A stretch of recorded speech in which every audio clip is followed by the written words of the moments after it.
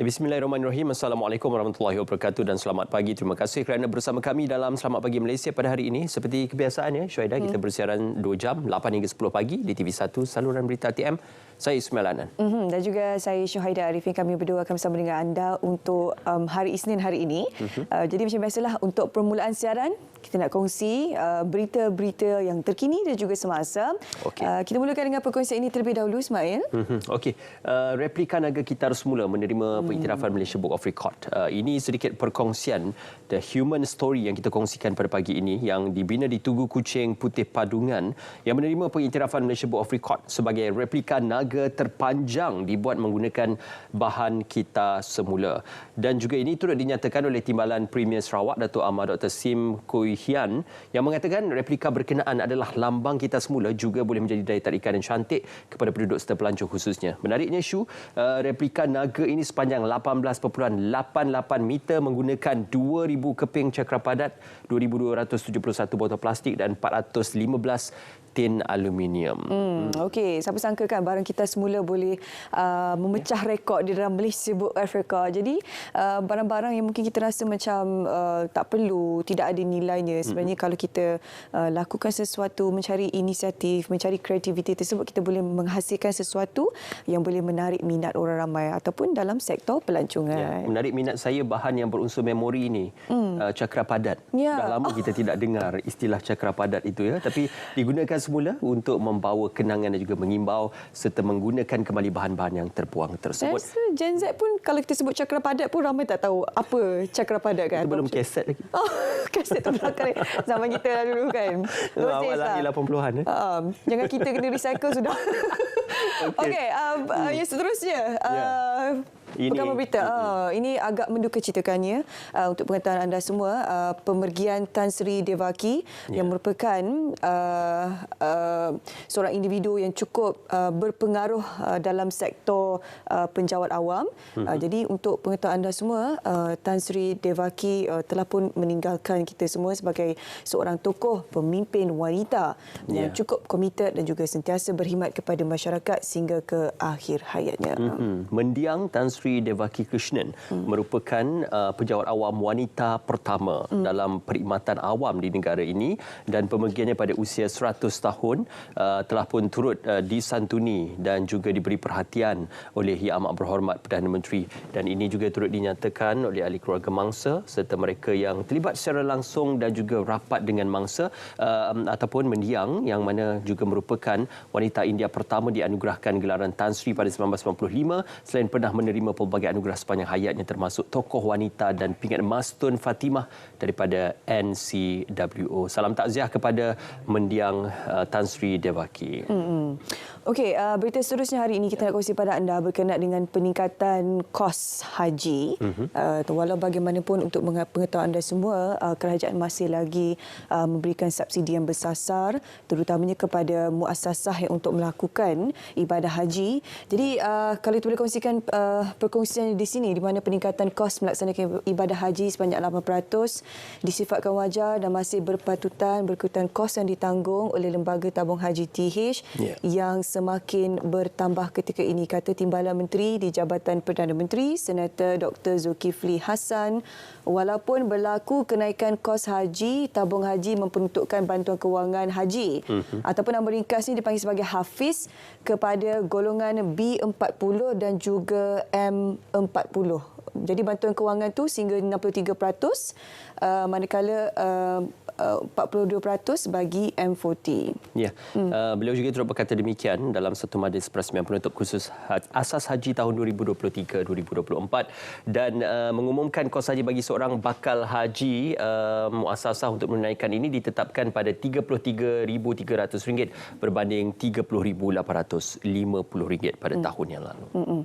Okey, kita balik ke perkembangan luar negara antara konflik ataupun peperangan antara Palestin dan juga Israel, di mana baru-baru ini pemimpin tertinggi Hamas mengadakan pertemuan bersama dengan Menteri Luar Turki. Pastinya pertemuan ini merupakan pertemuan rasmi kali pertama buat kedua-dua pemimpin selepas kali terakhir pada 16 Oktober 2023. Pastinya untuk membincangkan isu bagi meningkatkan jumlah bantuan kemanusiaan dan penyelesaian dua negara bagi keamanan yang berpanjangan. Okey, konflik yang berlaku di Israel dan juga Palestin mendapat perhatian dunia khususnya daripada negara-negara di Timur Tengah. Jadi kita harapkan akan ada suatu penyelesaian yang konkret khususnya dalam penyelesaian isu Israel-Palestin ini. Ini antara perkongsian yang kita boleh bawakan di portal berita RTM dan juga portal-portal berita utama tempatan. Kita nak berehat seketika, Syu. Ya, kami nak bawa anda saksikan satu segmen Biar Betul. Apakah antara berita yang menarik ini? Sama-sama kita saksikan. Jom.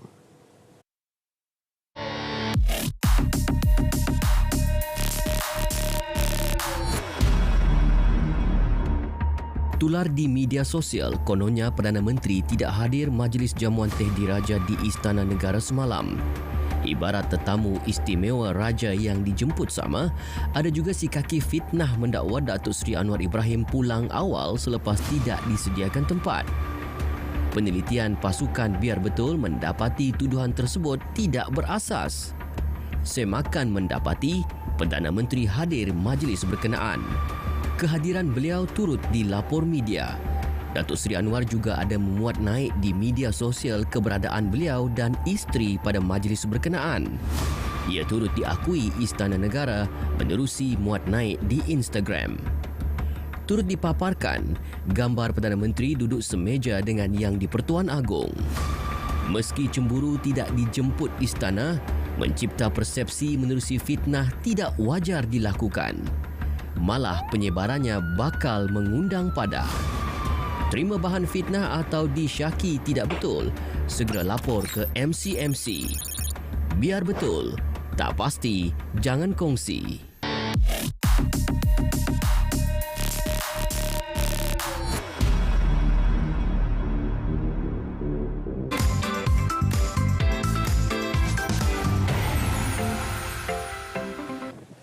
Baik, kita bersua kembali. Seperti kebiasaan, kita akan bersama dengan sahabat penyampai kita di Koti Radio. Dan Koti Radio terpilih pada hari ini? Ya, iaitu Mutiara FM. Kita nak bersama dengan rakan penyampai kita DJ Amin dan juga DJ Laili untuk perkongsian dari utara tanah air. Silakan. Ismail dan juga Syuhaida Selamat Pagi Malaysia lintas langsung terus daripada Mutiara FM. Ami dan juga Laili in the house. Ya, Hai. apa khabar apa semua? Sihat ke tak sihat tu? Sihat. Nampak cara tu sihat tu. Senyum tak berhenti orang kata kan. Kami di Mutiara FM pastinya banyak benda yang kita nak kongsikan untuk anda semua. Untuk hujung minggu ni pun ada banyak program-program menarik menanti anda. Ya, ini dah pasal pantai Taman Robina. Jadi untuk anda semua jom pakar-pakar mai pergi pasal pantai yang akan berlangsung di Robina Eco Park. Pantai Robina orang kenal lah kan. Pada 26 hingga 28 Januari ini. Nak cerita kat hampa semualah macam-macam ada kat situ nanti kan. Ada jualan makanan, minuman, ada thrift. Lepas tu ada jualan pelbagai jenis aksesori. Tak lupa juga jualan pelbagai jenis kopi. Kopi dulu baru kamu. Amboi, pilih kopi dulu. Ni peminat minuman kopi boleh lajak lah pergi sana nanti ramai-ramai. Betul. Dan macam kita tahulah pantai Taman Robina ni dia tempat sesuai tempat untuk healing-healing kau. Sebab dia bertepi dengan pantai kan. Dia macam seronok, sejuk sikit kan. Itu cerita berkenaan dengan pasar pantai Taman Robina yang akan bermula Jumaat hinggalah hari Ahad dengan temu janji anda. Dan juga untuk hari Sabtu ni juga ini program untuk episod yang pertama Jom Ronda 5.0 yang mana baru-baru ni untuk anda semua dah 5 tahun dah pun kita bersiaran dekat dalam Jom Ronda tapi tak habis lagi tempat-tempat kita tak tawaf dekat Pulau Pinang ni. Banyak tau tempat kunjungan di Pulau Pinang kan diterbitkan oleh DJ Aziz kita kan dan Laili dan Ami sangat betul kami masih lagi terpilih untuk program Jom Ronda 5.0 yang akan disiarkan pada 27 Januari ni 12 tengah hari di platform kami pelbagai anda boleh tengok di TikTok, di IG, di YouTube lagi kan, di frekuensi kami, Facebook lagi. Betul. Dan Min, cerita sikit Min. Kalau yang apa yang ada ni kat Tropical Spice Garden ni? Yang kita pergi syuting baru-baru ni lah. Ini untuk episod yang akan datang untuk anda semua, episod pertama dekat Tropical Spice Garden. Mungkin untuk untuk anda semua yang cinta akan rempah ratus, nak buat apa-apa mesti ada rempah ratus. Dekat Tropical Spice Garden untuk episod yang pertama ni dekat sini menampilkan untuk anda semua bagaimana jenis pokoknya, bagaimana jenis rempah itu ditanam, bagaimana rempah itu diproses, dan ada pula orang kata clinic kitchen. Kalau untuk anda semua yang nak memasak tu kan, ada macam mana cara nak memasak, cara nak menanam, dan kat situ juga kita dihidangkan teh daripada serai, daripada daun roselle kan, fresh kat situ. Jadi untuk anda semua yang kalau nak pergi ataupun nak tengok macam mana keindahan Tropical Spice Garden kat Teluk Bahang kat Pulau Pinang ni, kena tonton. Okey, jom untuk episod kali pertama ni hari Sabtu ni. Dan nak kongsi sikit kan, daun pandan tu rupanya banyak jenis.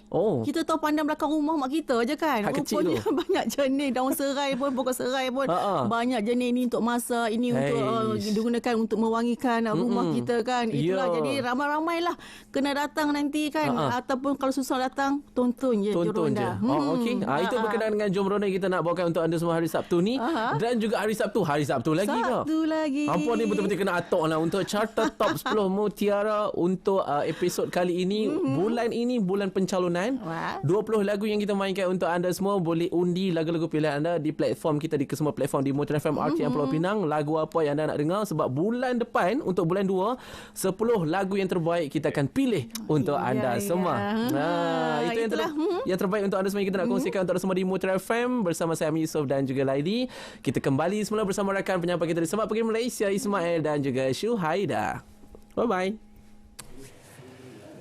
Okey, terima kasih Mutiara FM. Lokasi yang menarik dikongsikan tadi untuk anda mendapatkan perkongsian, khususnya apabila menjelang cuti persekolahan bersama dengan anak-anak nanti, kerana ada banyak lokasi-lokasi yang belum diteroka di kawasan dan juga di negeri Pahang, di negeri Pulau Pinang khususnya.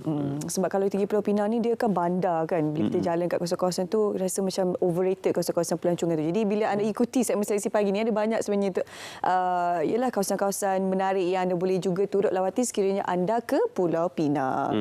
Okey, seketika nanti kita akan bercakap berkenaan tentang isu pelancongan juga. Apakah benar harga mahal menjejaskan sektor industri pelancongan tempatan? Semuanya seketika nanti dan kita akan bersama dengan anda selepas ini.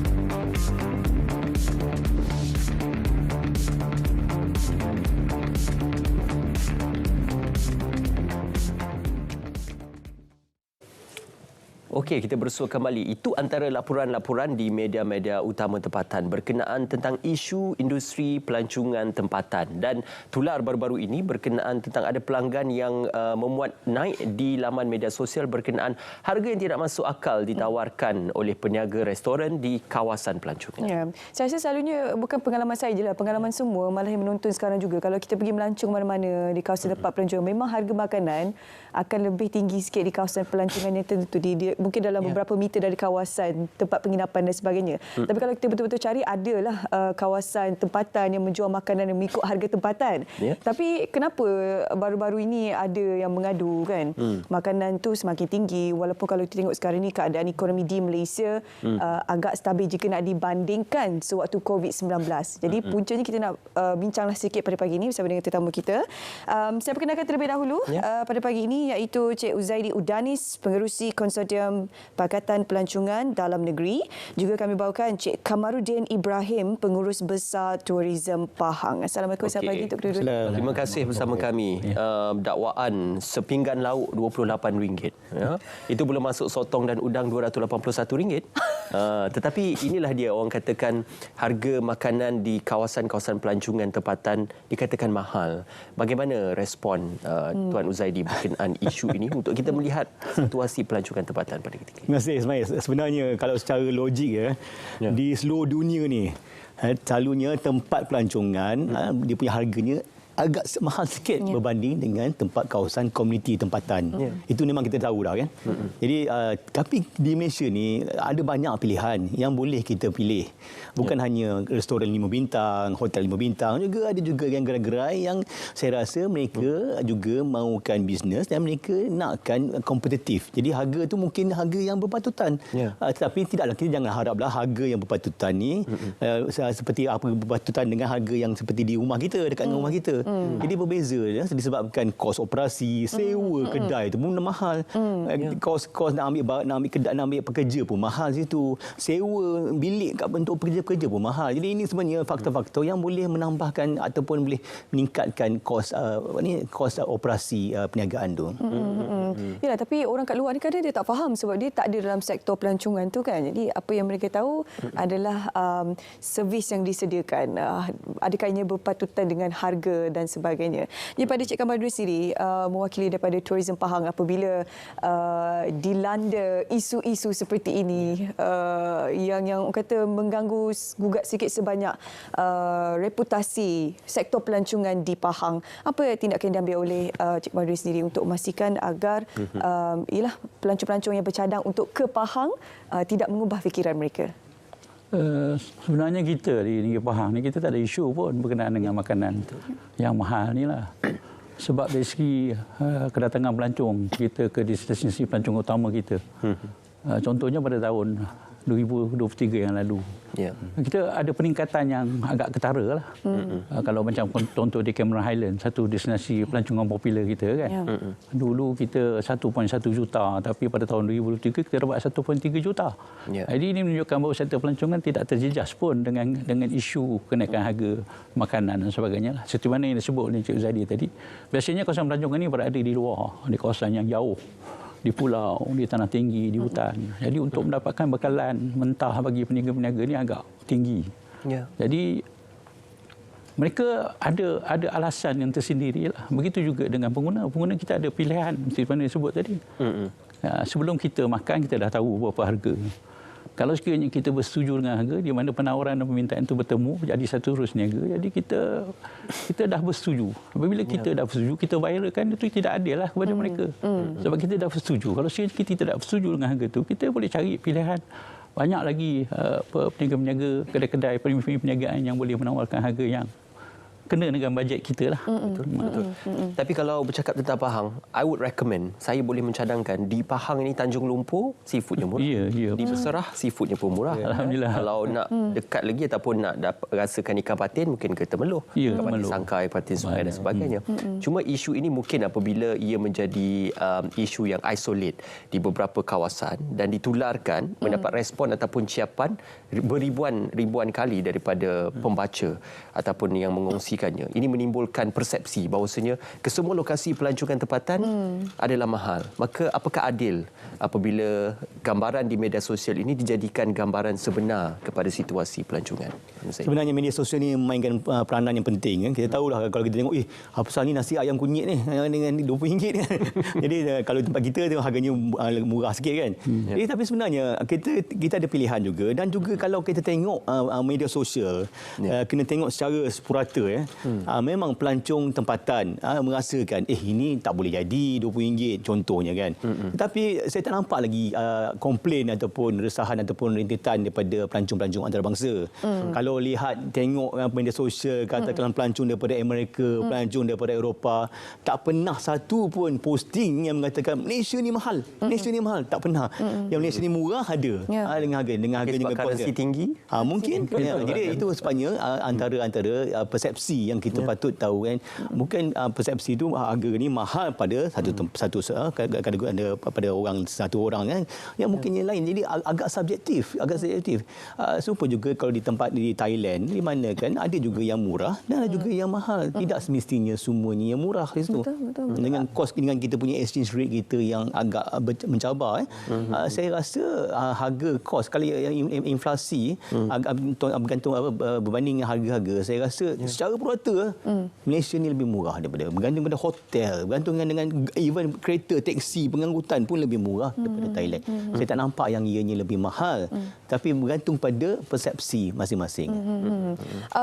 Ada yang mencadangkan untuk memberikan harga yang berbeza untuk pelancong tempatan dan juga pelancong di luar negara. Pada pendapat Encik Kamarudin sendiri, adakah doable, achievable untuk melakukan perkara? Contoh makan, okey, Pak Cik ni sebab lokal harga RM10, tapi kalau orang luar RM20. Kalau orang Kuantan separuh lagi.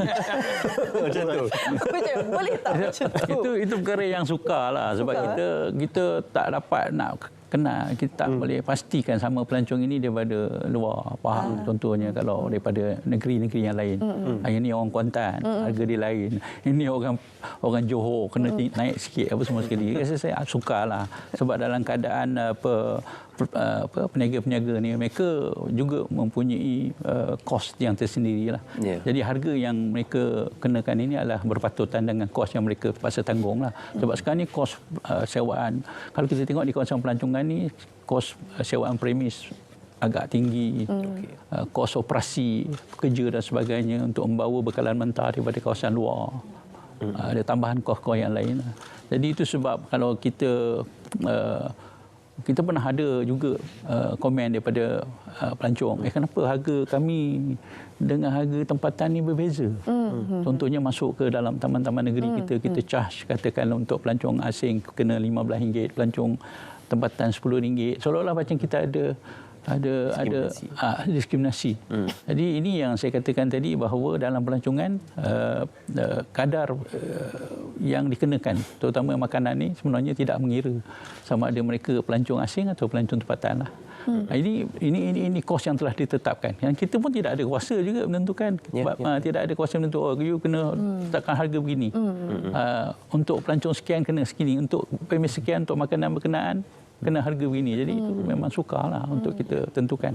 Dan pihak berkuasa pun rasa saya ada juga dia orang punya kriteria bagaimana menentukan harga yang berpatutan bagi setiap premis. Tuan Kamarudin tadi menjelaskan berkenaan tentang kos harga bahan asas itu dan juga mungkin kos-kos lain, utilities yang meningkat menyebabkan pertambahan diterjemahkan kepada harga makanan. Tetapi dalam isu yang ditularkan ataupun yang banyak tular ini, apabila peniaga menjustifikasi bahawasanya sudah dipaparkan harga makanan, jadi maknanya sudah cakna akan harga tersebut. Jadi kalau seharusnya tidak ada isu lagi, tetapi mengapa masih menjadi perhatian? Kerana ada yang mengatakan alasannya tidak rasional harga itu untuk dikenakan. Kerana kalau satu lauk RM28, ada yang kata baik makan di hotel ataupun order take away di hotel saja. Jadi apakah justifikasi meletakkan harga itu boleh menjadi pelepasan kepada peniaga meletakkan harga mahal sesuka hati? Ismail, sebenarnya rasional tu agak subjektif lah. Kalau kita tengok kan makanan katakan dulu kita ada tular ikan siakap RM1,000. Oh kita lepas ni habislah kedai tu tak ada orang laku kan. Tapi selepas tu laku pula. Kena waiting list lagi. Baru-baru ni saya grup saya pergi ke Langkawi. Harga ikan lebih kurang RM200. Tapi ramai juga yang membeli sebab dia tahu dia punya quality, dia punya branding, dia punya khidmatan dia ataupun dia punya rasa dia lain sikit. Jadi dia dah pelanggan tahu apa perbezaannya. Jadi ini agak subjektif. Dia terpulang pada peniaga-peniaga, dia meletakkan sebab ini branding saya. Ni branding company saya, ni branding restoran saya. Jadi tidak perlulah kita kata awak tak boleh ni. Ikan siakap semua harga sama. Tak boleh. Itu semua kita berlainan dengan cita rasa, dengan perbezaan, dengan rasa dia punya kualitinya agak berbeza. Jadi saya tak nampak lah katakan ini kena ada seragam kan, dan kita bukan negara komunis kita ni open market, demand and supply. Saya rasa kalau peniaga ni rasa kan dia naikkan harga ni tak ada ramai pelanggan, saya rasa itu tidak mungkin jadi. Dia nak akan kompetitif. Jadi kalau dengan harganya RM20, saya rasa tempat-tempat kawasan-kawasan itu pun dengan harganya lebih kurang sama. Tempat pelancong memang agak mahal sikitlah kalau berbanding dengan sebab kos-kos yang meningkat. Cik Zadi, ada tak pandangan selain daripada metod menaikkan harga makanan untuk menampung pelbagai kos perkhidmatan yang ditawarkan, ada tak metod lain yang boleh dilaksanakan oleh operator-operator pelancongan ini supaya mereka dapat mendapat keuntungan yang sewajarnya? Sebabnya kalau kita isu harga makanan ini memang sensitif sebenarnya mana-mana pun, kalau bukan kawasan sektor pelancongan pun. Betul. Kalau kita pergi kat kawasan tempat kita tinggal menetap sendiri pun, kalau harga naik pun kita akan bising juga. Jadi kalau menaikkan harga makanan untuk menanggung kos pengoperasian bagi operator pelancongan ini mungkin sedikit sensitif. Ada tak metod lain untuk operator pelancongan ini mendapat keuntungan yang boleh membantu mereka meneruskan perniagaan mereka? Saya rasa makan ini memang aktiviti yang sangat penting dan sangat sensitif. Tapi kalau kita tengok dekat tempat-tempat kawasan kan dia Bukit Bintang, Jalan Bukit Bintang. Ada tak kita nampak makanan tempatan yang di main road tu. Kebanyakannya shawarma je, shawarma kebab kan. Jadi saya tengok kadang-kadang pelancong kata shawarma ni daripada Malaysia ke kan. Jadi tapi sebab kan sewanya mahal. Jadi kemungkinan PBT ataupun tempatan berkuasa tempatan mungkin ada tempat dipanggil food court ke ataupun ada tempat-tempat yang sesuai untuk kita tunjulkan makanan tempatan. Dan saya tak nampak pun ada komplain katakan shawarma ni mahal daripada shawarma di tempat lain. Jadi ini tergantung pada demand supply, dan saya rasa kalau PBT boleh mengadakan satu kawasan untuk kita tunjulkan makanan tempatan, saya rasa itu lebih sesuai, dan kita sebagai operator akan mempromosikan makanan tempatan ni. Apa kita nak promotkan makanan orang luar kan. Ini satu-satu saya rasa yang patut kita lakukanlah. Pahang sendiri dalam konteks turisme Pahang pastinya ada pelbagai produk-produk pelancongan yang dipromosikan. Jadi mungkin untuk 2024 ini Tuan Kamarudin, apa antara keunikan ataupun tarikan-tarikan yang boleh diberikan perhatian oleh pelancong tempatan ataupun asing untuk ke negeri Pahang, khususnya bukan saja kita makan-makan di Pahang, tetapi melihatkan kepada lokasi-lokasi yang belum pernah diteroka mungkin. Okey, kita pada tahun 2024 ni kita akan beri tumpuan kepada pelancongan makanan, gastronomi, tourism ni. Okey. Dan dalam masa yang sama juga kita juga sedang meningkatkan kita punya pelancongan Islamic tourism lah. Khususnya bagi pasaran China. Okey. Jadi kalau kita tengok di China ni ramai penduduk yang beragama Islam lah, dan mereka teruja untuk datang ke negara kita disebabkan kita menyediakan pelancongan berasaskan Islamic tourism ni lah.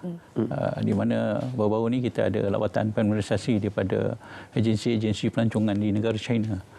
Imam-imam yang daripada negara China datang ke negara kita melihat potensi di negeri Pahang lah untuk dipasarkan di pasaran mereka bersama jemaah mereka di China lah. Jadi ini antara fokus kita pada tahun 2024 dan insya-Allah kita pada tahun 2024 ini kita akan menerima kehadiran pelancong daripada China, terutamanya yang beragama Islam, yang akan kita bertingkatkan lagi kita punya promosi, dan kita harap kehadiran mereka ke Pahang ni dapat menyumbang kehadiran pelancong yang tinggi. Sekarang ni kita menerima kehadiran pelancong pada 2023 kita terima lebih kurang dalam 13.4 juta pelancong domestik dan antarabangsa lah. Okey. Ini fokus kita. Fokus yang pertama saya katakan tadi pelancongan makanan, kedua Islamic tourism khususnya bagi pasaran China. Okey. Saya nak ajak Syuhaidah ke Taman Negara Pahang untuk kita makan-makan di house tu boat. kan. Ya, makan sambil terapung. Betul. Ada tu kat Taman Negara. Oh, menarik. Kita kena pergi. Boleh jadi promoter. Dah Lala sebut tu mungkin Cik Kamarudin boleh kongsi sikitlah apa Ada Taman banyak Negara. package menarik. Oh, sebenarnya Taman Negara ni kalau biasanya orang tahu Taman Negara ni Kuala Tahan. Tetapi sekarang ni kita telah memperluaskan kita punya kawasan pelancongan terutama di Taman Negara ni kampung-kampung tradisional. Di Kampung Kuala Sat, Kampung Mak Daling, Kampung Bantal. Sangat menarik. Aktiviti di sana, aktiviti sungai yang sangat menarik, sungai yang cantik. Pengalaman bersama dengan masyarakat kampung di sana lah. Selalunya orang Kuala Tahan saja. Kan ni market untuk kita perluaskan khususnya pelancongan domestik ke tempat yang jauh ke pendalaman lagi lah. Kampung Pagi, Kampung Bantal, Kampung Mat Daling, Kampung Kuala Sat, itu antara kampung-kampung yang orang kata mempunyai potensi besar lah. Dan sekarang ni kita sedang meningkatkan infrastruktur di kawasan yang berkenaan lah, penginapan dan sebagainya. Alhamdulillah. Okey, sikit inilah harapan daripada Encik Huzaidi sendiri kan, berkenaan dengan isu yang kita sedang bincangkan sekarang ini, dan mungkin sikit pesanan juga untuk kepada operator-operator pelancongan di luar sana. Kami baru-baru ni kami melancarkan kempen travel and pay like a local. Jadi kita nak memberi satu confidence kepada pelancong-pelancong supaya bila pergi sana mana-mana mereka boleh membeli dengan harganya lokal. Itu sebenarnya. Jadi kita mahukan kalau boleh peniaga-peniaga tu memberi satu harga yang berpatutan dan juga supaya lebih dia datang sini. Kita nakkan pelancong tu datang sini selalu. Bukannya pelancong sekali lepas tu tak nak pergi dah datang. Itu antara kempen yang kita ada. Saya haraplah dengan adanya kita harap pelancong yang berkualiti datang sini. Kita tak mau pelancong tu rosak sana rosak sini, ambil tapak Sulaiman, buang makan tu. Ini terjadi baru-baru ni. Saya rasa kita perlukan pelancong yang berkualiti. Dengan pelancong berkualiti kita tidak ada masalah over tourism dan kita dapat memberi manfaat pada penduduk tempatan dan juga pada industri pelancongan dan juga pada negara untuk memantapkan ekonomi negara. Ya, mungkin pandangan berkenaan tentang harga makanan yang mahal ataupun harga kos yang mahal ini boleh dikatakan subjektif, bergantung kepada pelanggan, tetapi apapun kalau boleh banyak lagi tempat-tempat yang menarik dan murah-murah yang ditawarkan oleh lokasi pelancongan tempatan. Terima kasih Tuan Kamarudin, terima kasih Tuan Huzaidi kerana bersama dengan kami. Lokasi pelancongan tempatan melanconglah dalam negara sepanjang tahun 2020. Kita berehat seketika, kembali selepas ini lagi topik menarik kami akan bawakan untuk anda, jangan ke mana-mana. Data-data dalam padu ini digabungkan daripada pangkalan-pangkalan data kerajaan dan digabungkan di dalam satu pelayan ataupun server yang berlainan. Tapi kalau kita gunakan data ini saja tanpa kita buka kepada pengesahan kepada orang ramai, maka nanti apabila ia digunakan untuk penyasaran semula subsidi, akan ada yang tak puas hati. Dia kata saya patut dapat, ini macam mana kerajaan dapat data saya tak dapat, anak dan ada sebagainya. Anak dulu 2. Anak ada 6, 2, macam-macam dah cerita yang timbul kan. Jadi sebab itu data itu perlu dipadankan dengan kemaskini daripada rakyat. Baiknya, bila kita nak buka kepada rakyat, kita kena ambil kira beberapa perkara. Pertama, kita kena ambil kira soal keselamatan data. Jadi sebab itu, bukan semua data yang ada dalam padu itu dibuka kepada rakyat. Kalau ada yang orang tanya, kata ini telah menggabungkan data-data kerajaan, kenapa saya hanya ada beberapa lapangan data saja tapi data lain saya kena isi? Kerana data-data yang sensitif seperti gaji, KWSP dan sebagainya itu tidak dipindahkan kepada satu pelayan yang asing, yang berlainan. Hanya yang ini yang dibuka kepada rakyat supaya kalau ada cubaan untuk menggodam, dia tak sampai kepada padu yang sebenar, dia sampai kat situ kan.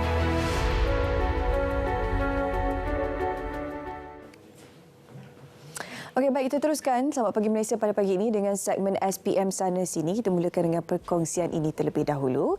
Peningkatan bilangan wanita menjalani ujian HPV di seluruh negara menunjukkan kesedaran yang tinggi terhadap usaha mengesan dan mencegah kanser cervix.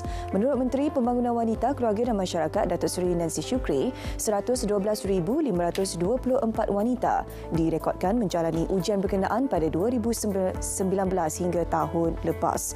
Menurut Datuk Seri Nancy, tahun ini pihaknya menyasarkan 57,000 wanita mendapat manfaat kempen kesedaran kanser reproduktif wanita We Care yang meliputi program saringan kanser cervix dan subsidi ujian mamogram yang ditawarkan secara percuma.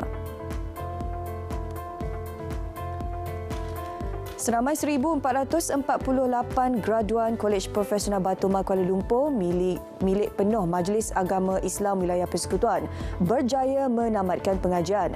Dato' Dr. Muhammad Naim Mokhtar berkata, anak-anak asnaf dibantu melanjutkan pelajaran dalam bidang yang mendapat permintaan tinggi di pasaran agar dapat membantu keluarga keluar daripada kemiskinan.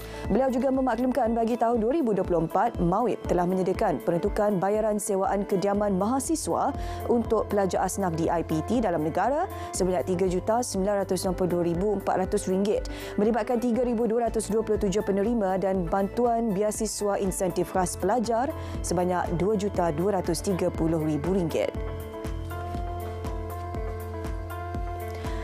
Fama menyasarkan 1 juta transaksi tanpa tunai dilakukan di semua outlet pemasarannya di seluruh negara sepanjang tahun ini.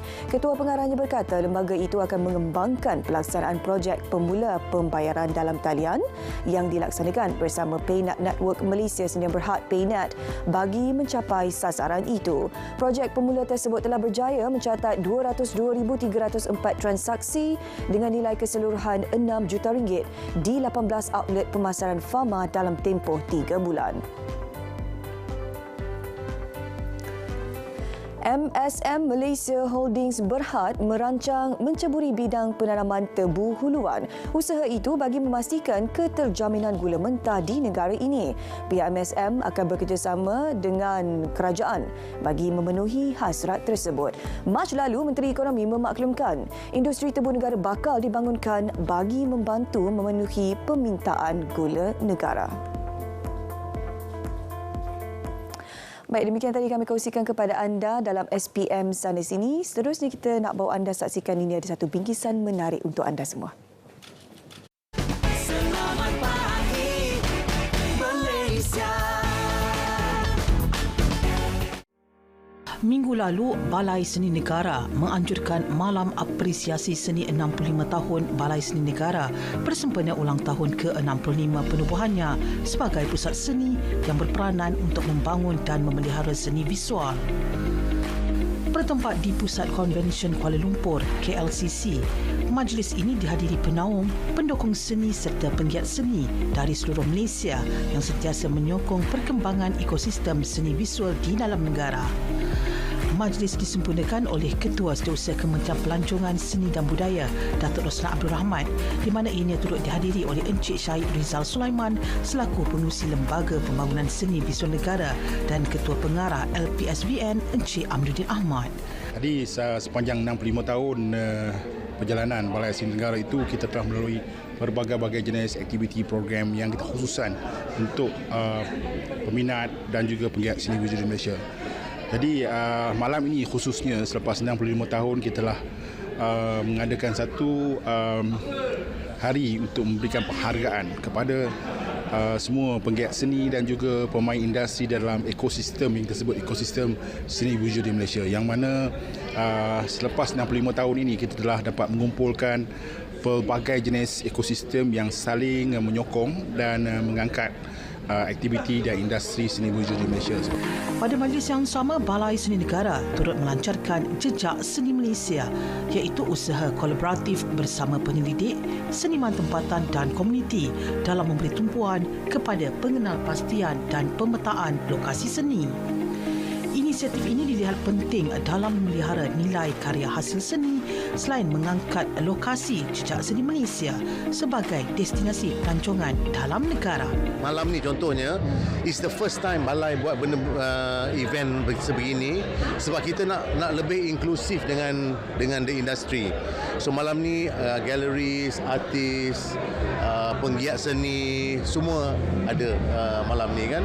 So it's a very good event. Everyone was very happy. So our objective now is to get closer to the people. We want to have more programs untuk rakyat, untuk sekolah, universiti dan juga kita nak, kalau boleh kita nak bawa artis Malaysia ke luar negara. Apa yang dia cakap, kami hanya menggunakan seni sebagai alat untuk kita berkomunikasi dengan komuniti. So contohnya kita boleh pakai medium-medium lain seperti muzik, tapi kami gunakan ukiran kayu. Daripada ukiran kayu itu kita hasilkan karya yang besar, dan daripada karya besar itu kita boleh pamer, dan daripada pameran itu kita boleh jual karya itu, dan daripada karya itu, daripada jualan itu kita boleh buat sesuatu untuk kepada komuniti di kampung-kampung. Kita begitu cara harapkan ada yang sebahagian daripada anak muda kita tertarik kepada visual art. Tapi kita nak juga galakan daripada orang ramai lah, terutamanya daripada pihak swasta. Melalui majlis sebegini, ianya dilihat sebagai penerajuk utama arena seni visual tempatan di mana Balai Seni Negara amat menghargai sumbangan dan pelibatan semua pihak dalam memartabat karya seni agar ianya tak lapuk di hujan dan tak lekang di panas. Laporan Ahmad Aziz, selamat pagi Malaysia. Selamat pagi Malaysia.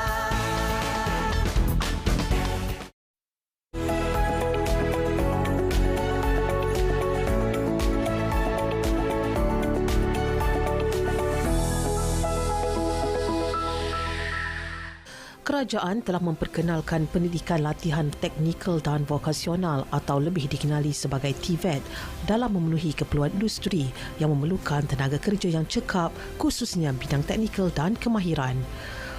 Objektif TVET adalah untuk mempersiap modal insan negara agar mempunyai ilmu serta kemahiran yang diperlukan dalam pasaran tenaga kerja bagi memastikan ia selari dengan misi Malaysia menuju negara maju. Secara umumnya, terdapat dua laluan untuk memasuki bidang TVET, iaitu menerusi Sijil Pelajaran Malaysia SPM atau Pentaksiran Tingkatan 3 PT3. Lepasan SPM berpeluang untuk melanjutkan pelajaran sama ada dalam bidang sijil ataupun diploma dalam program TVET yang berkemahiran tinggi. Selain itu, bagi pelajar yang kurang kecenderungan dalam akademik dan remaja di luar sistem pendidikan, terdapat juga program khas sijil dan sistem latihan dual nasional atau lebih dikenali sebagai SLDN. Kini, kerajaan menyeru pihak industri untuk melihat imej TVET sebagai bidang profesional dan pekerjanya perlu ditawar kaji setimpal kelayakan serta kemahiran mereka. Jika perkara ini dapat dicapai, pendidikan TVET bakal menjadi pilihan golongan belia melanjutkan pelajaran sekaligus menangkis tanggapan negatif mengenai bidang ini. Antara kursus yang ditawarkan seperti Diploma Reka Bentuk Fashion dan Pakaian menyediakan pelajar dengan pengetahuan dan kemahiran yang diperlukan dalam industri fashion. Pelajar juga perlu mempunyai bakat, aspirasi dan kebolehan yang boleh digunakan dalam kebolehpasaran industri. Kursus lain seperti rekaan perabot pula menawarkan peluang pekerjaan seperti pembantu penyelidik jurutera reka bentuk, pereka bentuk perabot produk industri, pengeluar perabot dan produk, pereka bentuk produk model tergedi, perunding reka bentuk dan usahawan tekno pembuatan perabot. Bagi mengetahui lebih lanjut mengenai pemerkasaan TVET, kita terus bersama dengan tetamu di studio. Ya, benar sekali. Terima kasih Akmal Aziz untuk perkongsian berkenaan tentang apresiasi seni TVET ataupun TVET ini sebenarnya boleh dimanifestasikan dalam sektor pendidikan kontemporari tanah air. Jadi pengambilan untuk TVET khususnya TVET MARA difahamkan Januari dan juga Julai untuk tahun 2024. Ini merupakan peluang untuk anak-anak muda merebut peluang untuk menyambung pendidikan di peringkat TVET MARA. Dan bersama dengan saya adalah Puan Mazwati Nazri, Ketua Program Reka Bentuk Fashion, Kolej Kemahiran Tinggi MARA Rembau, dan juga Encik Rohaizul Yunus, Ketua Program Reka Bentuk Perabot, Kolej Kemahiran Tinggi MARA Rembau. Apa khabar? Selamat pagi. Terima kasih bersama kami. KKTM Rembau. Ya. Antara program yang ditawarkan ialah fashion, perabot, interior design dan filem, media dan digital. Okey. Mungkin boleh ceritakan sedikit berkenaan kursus-kursus TVET dan juga silibus-silibus TVET yang ditawarkan di KKTM Rembau. Okay, Assalamualaikum warahmatullahi wabarakatuh. Kursus-kursus yang ditawarkan di KKTM Rembau majoritinya memang berasaskan TVET, di mana Kolej Kemahiran Tinggi MARA Rembau menawarkan fashion design, diploma in fashion design, diploma in furniture, diploma in interior design, diploma in interior design, furniture, filem dan media digital. Okay. So semuanya 5 kursus lah yang kami tawarkan di KKTM Rembau. Di peringkat diploma? Yes, di peringkat diploma. Okey, ini antara kursus yang ditawarkan KKTM Rembau. Tetapi bila bercakap berkenaan masa depan graduan TVET ini dalam bidang-bidang orang kata kebolehpasaran ini, dahulu mungkin kita mendengar belajar tentang pembuatan perabot ataupun fashion, dikatakan tidak mempunyai ruang pekerjaan ataupun tidak boleh menjana pendapatan. Jadi bagaimana perkembangan TVET sekarang untuk memberi ruang pekerjaan dan pendapatan kepada para graduan ini? Okey, baik. Terima kasih dan untuk program diploma reka bentuk perabot ini sekarang ini kita dah tengok kepada satu pendedahan tentang teknologi sebenarnya. So berbanding dengan kalau kita cakap dulu untuk program perabot ini mungkin orang lebih kepada kerja-kerja manual. Dan sekarang ini kita lebih kepada penggunaan teknologi yang mana teknologi itu sangat-sangat membantu untuk kita mendapat pendapatan tinggi. Sebagai contoh untuk program perabot kita ada buat kerjasama dengan industri yang mana kita ada buat jaminan macam jaminan pekerjaan yang membolehkan student tu untuk mendapat satu certified. Maksud dia dengan certified tu student tu akan mendapat satu amount yang agak tinggilah untuk selepas daripada training. Right. So untuk komen saya berkaitan dengan beza dulu dengan sekarang ni adalah sangat berbezalah. Yang mana kalau untuk program perabot ni kita memang melengkapkan student tu dengan satu kemahiran yang membolehkan pelajar-pelajar tu akan suit dengan apa keperluan industri yang ada sekarang. Right? So kalau nak tentukan dari segi gaji tu mungkin ada student yang akan mengikut kepada diploma saja dan ada student yang akan lebih daripada diploma sebabkan ada certified daripada industri yang membolehkan student tu untuk mendapat dia punya kita panggil kemahiran yang sedikit lebih daripada pelajar-pelajar lain. So itu berkenaan perabot. Itu perabot. Kalau kita lihat industri perabot juga semakin meluas kerana kita juga dalam pembuatan perabot di peringkat tempatan juga adalah antara pembuat perabot yang boleh dikatakan terbesar di Asia dan juga di dunia. Puan, rekaan fashion kalau dahulu mungkin disebabkan oleh kekangan dari segi industri itu yang kecil. Kini industri fashion semakin besar. Bukan sahaja fashion kita lihat kepada high fashion, tetapi fashion dari segi ready to wear dan juga untuk industri tekstil dan sebagainya. Jadi ruang pekerjaan itu sudah semakin meluas. Jadi bagaimanakah penyesuaian pelajar-pelajar ini dengan ruang yang semakin meluas di dalam sektor ekonomi fashion pada ketika ini? Okey, bagi pandangan saya, kami telah pun buat persediaan kepada semua pelajar fashion dengan kita mengadakan satu sesi talk dengan industri fashion untuk memberi dia orang nampak perkongsian apa yang ada di industri fashion dan apa kelebihan belajar dan apa ilmu-ilmu yang diorang belajar dan boleh dipraktikkan di industri fashion yang ada sekarang lah. Ya. Masa depan untuk pelajar ini dalam industri pembuatan perabot kerana mungkin ada yang skeptikal sedikit. Mengambil jurusan perabot. Jadi ibu bapa pun akan tanya, nak kerja apa nanti?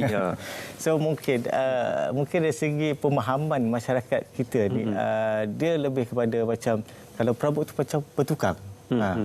So kalau untuk sekarang ni kita dah lebih kepada profesional yang mana kita kalau macam bertukang tu ialah dia ada still lagi ada yang bertukang, tapi kalau untuk industri perabot ni dia dah sangat besar dan benda tu dah ke arah profesional. Contoh katakan kalau dekat apa yang kita belajar dekat di KKTM Rembau adalah starting pelajar akan didedahkan dengan kita panggil research and development R&D lah. Dan dia akan start dengan kita akan buat some sketching untuk dapatkan dia punya idea based kepada apa yang dia dah buat penyelidikan. So daripada situ kita akan start dengan teknik-teknik untuk macam mana kita nak bangunkan 3D itu daripada idea design yang dia hasilkan based on sketching. Lepas tu kita akan jadikan dia punya technical untuk kita nak dapatkan exactly dia punya dari segi sizing, dari segi dia punya material apa kita nak guna pakai. Dan barulah kita akan bangunkan dalam bentuk prototype seperti mana yang kita tengok dekat sini lah. Itu antara contoh-contoh dia. Sudah dikatakan tadi apa yang kita akan lihat dan juga saksikan. Saya boleh katakan mereka yang belajar dalam bidang pembuatan perabot dan fashion ini sebagai innovator. Ataupun pereka cipta dan juga orang yang menginovasi. Kerana mereka menghasilkan rekaan. Jadi seperti Tuan katakan tadi, kita nak saksikan apakah antara bentuk rekaan yang dihasilkan oleh para pelajar KKTM Rembau. Cu. Okey, saya rasa sangat bertuah pada pagi ini sebenarnya sebab saya dapat berdiri bersama dengan rekaan-rekaan yang dihasilkan oleh para pelajar daripada Kolej Kemahiran Tinggi Mara Rembau ini. Jadi dua kami bawakan, saya perkenalkan terlebih dahulu, di kiri juga kanan saya iaitu Sai, pelajar diploma reka bentuk fashion, dan juga Mustaqim di sebelah saya merupakan pelajar diploma program perabot. Selamat datang ke studio, selamat pagi Malaysia. Pertama kali datang kan. Selalunya kalau tak masuk studio sepak je kan, berhabuk dan macam-macam lah kan. Okey, kita mulakan dengan saya terlebih dahulu. Mungkin saya boleh kongsikan apa yang sepanjang beberapa semester, beberapa tahun saya bersama dengan KKTM ini kan, apa yang saya dah belajar. Okay, setakat ni saya dah belajar sejak saya masuk SEM 1 dan dua baju ni ialah saya punya final collection. Dan kami diberi tema negara atau culture diversity untuk buat kami punya baju. And inspire yang saya telah pilih ialah sebuah lukisan Jepun. Daripada lukisan ni, kenapa saya pilih lukisan tu? Sebab pada lukisan tu bagi saya dia menarik sebab dia ada tema macam dark, ada peperangan, pasal balas dendam. Dia adalah basically pasal fantasy. Pasal dia menceritakan, lukisan tu tak salah saya menceritakan pasal seorang wanita atau anak perempuan kepada samurai nak balas dendam untuk ayah dia. Jadi dalam lukisan tu macam perjalanan macam mana dia menjadi seorang macam princess, seorang puteri. Dia belajar sihir hitam untuk balas dendam untuk ayah dia. Jadi setiap baju saya buat tu ada penceritaan dia sendiri. Ada parts by parts. Okey, kalau kita boleh nak close up sikit lah kan. Baju dia ni kalau sekali lalu dan juga hasil-hasil yang dihasilkan oleh Sai ni, sekali lalu nampak macam, yelah dia ada elemen Jepun lah kan. Okey, kat sini macam dia ada color yang digunakan pun warna-warna yang gelap untuk, saya rasa untuk menunjukkan sifat dendam, sifat marah. Dendam. And then benda kejadian tu pula berlaku masa zaman-zaman peperangan. Jadi nak tunjukkan macam old school. Lebih clear sebenarnya yang belah kiri ni pun lagi cantik, ada pedang lagi kan. Kena galing Mustaqim sikit. Mustaqim kena ke tepi sikit. Ni pun yang belah kiri kami ni dia menceritakan tentang sejarah yang berada di Jepun jugalah kan. Ini lebih jelas lah kalau kita tengok yang belah kiri ni. Dia macam, nampak tak warna merah campur ni. Okey, kita tinggalkan seketika desain-desain mereka daripada Sai. Kita bersama dengan Mustaqim pula. Ini pula hasil-hasil daripada pelajar diploma program perabot, dan Mustaqim sendiri merupakan pelajar akhir. Jadi ada banyak yang sudah dihasilkan. Ini antara mock-upnya Mustaqim. Apa yang Mustaqim dah belajar setakat ni dekat KKTM ni? Okey, setakat ni saya belajar banyak perkara yang saya belajar. Okey, salah contohnya satu ni. Okey, ini merupakan konsep table yang berkonsepkan modern contemporary. So pada papan penghadapan ni terdapat sedikit ukiran geometri. Okey, so idea konsep ni iaitu RTA bermaksud ready to assemble. So kita boleh buka dan juga pasang semula. So selain pada kita buat ni, kita juga ada buat mock-up. So kita ada buat mock-up, kita ada juga buat craft-craft macam itulah. Mustaqim juga sudah melakar beberapa kejayaan melalui beberapa penganugerahan seperti yang anda sedang saksikan sekarang ini. Anugerah program terbaik iaitu diploma program perabot ya. Tanah kita ucapkan. Mustaqim sendiri kenapa sebenarnya pilih program diploma ni? Okey, sebabnya saya rasa diploma ni, bentuk perabot ni banyak peluang sebab saya tengok dekat luar tu market perabot ni tinggi. Sebab sekarang ni orang kat rumah kan nak perabot cantik-cantik tapi harga murmur, mampu milik kan. Jadi kita menghasilkan lebih banyak tenaga kerja yang boleh mencurahkan idea untuk menghasilkan perabot-perabot yang orang kata trendy, yang terkini dan juga semasa. Jadi Mustaqim ni antara orang kata apprentice ni lah kan. Apa yang seronok belajar dekat KKTM sebagai salah seorang pelajar TVET kan? Orang kat luar kadang rasa macam apa ni, sama belajar diploma program perabot. Kalau dulu orang macam tak pernah terfikir kan. Macam Mustaqim sendiri, apa yang Mustaqim boleh kongsikan dengan rakan-rakan kat luar ataupun bapa kat luar sana supaya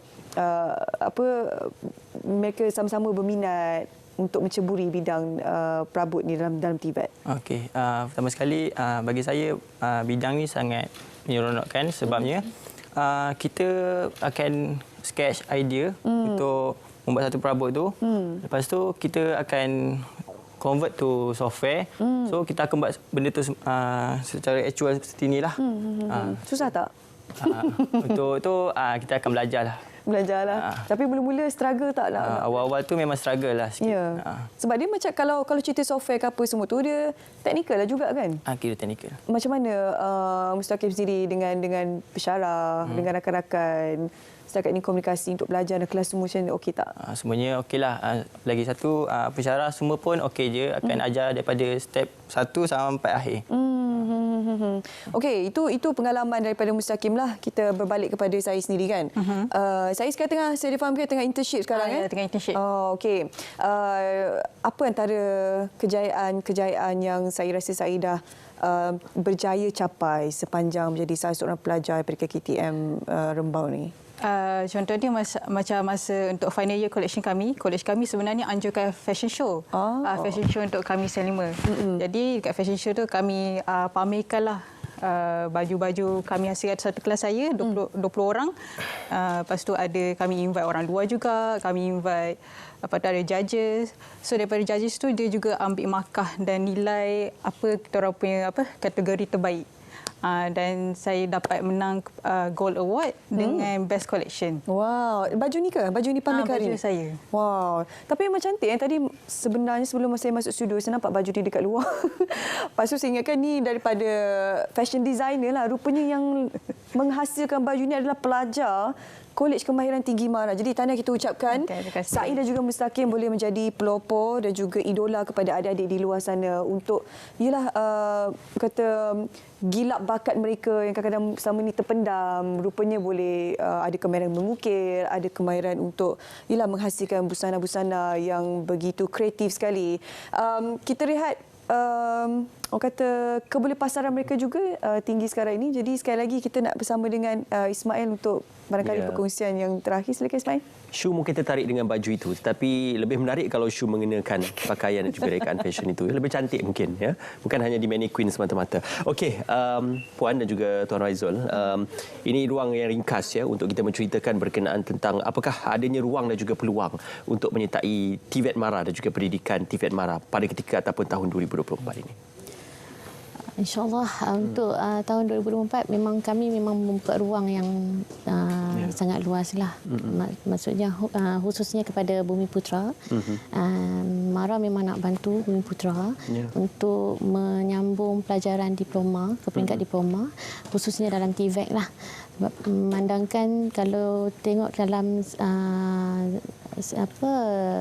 semasa dan zaman sekarang ni memang TVET memang mendapat sambutan dan mendapat pujian dan memang usahawan-usahawan di luar sana memang menanti-nantikanlah graduan-graduan yang mempunyai kelulusan TVET khususnya. Jadi bagi saya jangan lepaskan peluanglah untuk menyambung pelajaran ke peringkat diploma di KKTM Rembau khususnya, di mana kami memang menawarkan program-program TVET, 5 program TVET yang ada di KKTM Rembau, walaupun jauh tapi dekat di hati sebenarnya, dan boleh mencerahkan masa depan semua. Jauh tak jauh, tapi kampung halaman saya di Rembau itu mungkin sejam lah kalau ikut highway. Mengapa KKTM Rembau perlu menjadi pilihan untuk para pelajar? Okey, baik. Untuk KKTM Rembau ni antara yang special lah. Kita katakan yang ada dekat Malaysia ni di bawah TVET Mara sebenarnya. Sebab kita antara salah satu program yang art and design. So special dia kita adalah art and design yang mana kita menekankan tentang design dan juga reka bentuk. Maknanya kita menekankan tentang hasil seni untuk pelajar-pelajar. Tak kisahlah daripada program-program 5 program ni untuk kita menghasilkan suatu projek seni yang boleh dikatakan setanding dengan apa yang dikehendaki dekat pasaran lah. So saya nak ambil peluang ni lah untuk mungkin kita nak mengajak semua belia-belia di luar sana supaya sama-sama untuk kita mohon program di KKTM Rembau supaya kita akan jadi salah seorang daripada pemain industri yang akan berjaya lah. Yang contoh katakan kalau macam bidang reka bentuk perabot, so mungkin akan jadi sebagai seorang designer. Sebab kita dah ada lah, kita punya rekod-rekod sebelum ni yang dah sampai ke peringkat PhD untuk sambung pelajaran. So daripada diploma perabot dia akan sambung degree dan terus sambung kepada master dan mendapat tajaan daripada universiti itulah. Okey, alhamdulillah. So selain daripada itu mungkin dalam konteks untuk kita nakkan peluang dalam bersama dengan industri, sekarang ni kita memang sentiasa berganding bahu dengan persatuan-persatuan perabot. Ada kerjasama? Ada kerjasama. Okay. So contoh katakan baru beberapa hari lepas kita ada program kita panggil mini seminar bersama dengan pelajar supaya kita nakkan pelajar ni supaya lebih berminat dalam program. So sebabkan kita tak nak diorang mungkin lepas habis daripada program tu dah lain dia punya simpang dia kan. So kita nakkan dia teguh dengan bersama dengan program kita. Ada kesinambungan. Ada kesinambungan. Maksudnya mungkin kepada tahap profesional lah. So InsyaAllah. Pengambilannya pada Januari dan juga Julai. Julai Disember. Okey. Dapatkan maklumat lanjut di TVET Mara dan juga laman Sesawang ni untuk mendapatkan maklumat lanjut. Terima kasih Puan Wati dan juga Cik Raizul kerana bersama dengan kami pada pagi ini. Kita nak berjeda seketika. Kita akan menyaksikan cerita Pagi Sarawak bersama dengan sahabat penyampai untuk cerita Pagi Sarawak. Silakan. Terima kasih rakan penyampai di studio Selamat Pagi Malaysia, dan sekarang ini untuk cerita Pagi Sarawak kita berlintas langsung di Tasik Biru Baut Sarawak, di mana terdahulunya Tasik Biru terkenal dengan aktiviti pelombongan emas dan ia mempunyai cerita legendanya yang tersendiri. Tasik yang berwarna hijau kebiruan ini terletak kira-kira 35 km dari Bandaraya Kuching, kini berwajah baru sejak ia dibangunkan kembali sebagai destinasi eko pelancongan oleh Kementerian Infrastruktur dan Pembangunan Pelabuhan dengan kerjasama Majlis Daerah Bau. Kini Tasik Biru ini salah satu destinasi pilihan ramai penduduk tempatan dan luar, terutama pada hujung minggu, lebih-lebih lagi pada musim cuti persekolahan. Dan untuk kali ini kita bersama dengan Encik Muhammad Yunus bin Hamid, iaitu pengunjung dari Semenanjung, Malaysia. Assalamualaikum Encik. Waalaikumsalam warahmatullahi wabarakatuh. Okey Encik, boleh kongsikan dengan penonton Selamat Pagi Malaysia, berapa kalikah Encik sudah berkunjung di Tasik Biru dan perbezaan dahulu dan kini untuk Tasik Biru ini? Okey, untuk maklumat dah berkunjung ke Tasik Biru sudah 2 kali, tahun 80-an sekali dan ini kali yang kedua. Untuk perbezaan memang amat ketara sekali, memandangkan tahun 80-an tiada pembangunan berhampiran dengan Tasik dan di mana juga terdapat jalan-jalan tiada tar, jalan tanah merah dan tiada mempunyai pas. Jadi pada hari ini memang amat memuaskan bagi pengunjung-pengunjung yang datang ke Tasik Biru. Ini kali kedua pakcik pengunjung ke Tasik Biru. Okey, terima kasih. Okey, baik. Bagaimana pula dengan Tasik Biru kini diserikan dengan kemudahan serta pelbagai aktiviti yang menarik seperti berkayak, berbasikal air, celik terapung, termasuk juga deretan gerai makanan dan minuman. Boleh beri cadangan untuk penambah baik untuk masa akan datang. Okey, untuk masa akan datang pakcik mencadangkan tambah baik di dalam Tasik ini kita ada berbagai jenis seperti berkayak dan lain-lain lah, seperti perahu, berkayak sebagainya. Untuk kemudahan asas yang lain seperti gerai-gerai adalah gerai yang baik dan memuaskan. Jadi yang ada ni memang baik, tetapi kita upgrade lagi baik untuk mengunjung, untuk tarikkan pengunjung-pengunjung ke Tasik Biru. Baik, dan terakhir pesanan kepada penonton di luar sana yang sedang mencari tempat bercuti ataupun tempat yang berkunjung, bagaimana pula? Okey, bercuti untuk berkunjung bagi rakyat Sarawak khasnya Kuching, pakcik cadangkan bawalah keluarga ke Tasik Biru pada hujung minggu ataupun hari-hari kerja. Memang cantik dan memuaskan di Tasik ini. Pakcik cadangkan begitulah untuk Semenanjung. Cuba buat satu rombongan khas bagi sekolah-sekolah mengunjungi ke Sarawak dan terus ke Tasik Biru. InsyaAllah Kerajaan Sarawak akan sediakan celi dan rumah penginapan untuk kita di Beda Semenanjung. Okey, terima kasih. Okey, baik, terima kasih Encik kerana sudi berkongsi untuk cerita Pagi Sarawak kali ini. Dan kepada kita orang yang sedang menonton kita itu, jom kita ramai-ramai datang berkunjung di Tasik Biru Baut Sarawak kerana kita orang akan dapat apa yang kita mahu di situ untuk mengisi masa cuti, masa lapang sekolah anak-anak kita orang. Apalagi kita boleh saksikan dekat situ terdapat pelbagai aktiviti yang telah disenaraikan seperti yang kami padah tadi. Itu saja sudah bawakan untuk cerita Pagi Sarawak kali ini. Kembali kepada rakan di studio. Silakan. Seronok Semai Sarawak kan. Jadi musim-musim cuti sekolah nanti, cuti perayaan tahun baru, cuti, mungkin anda boleh merancang bersama keluarga untuk ke Sarawak dan juga menikmati sektor pelancongan yang ada di sana. Selain itu juga pada pagi ini kami nak kongsi pada anda berkenaan Festival Mutiara Seni 2024 ataupun ringkasnya dipanggil sebagai FMS 2024. Tapi sebelum itu, sama-sama kita saksikan persembahan ini terlebih dahulu.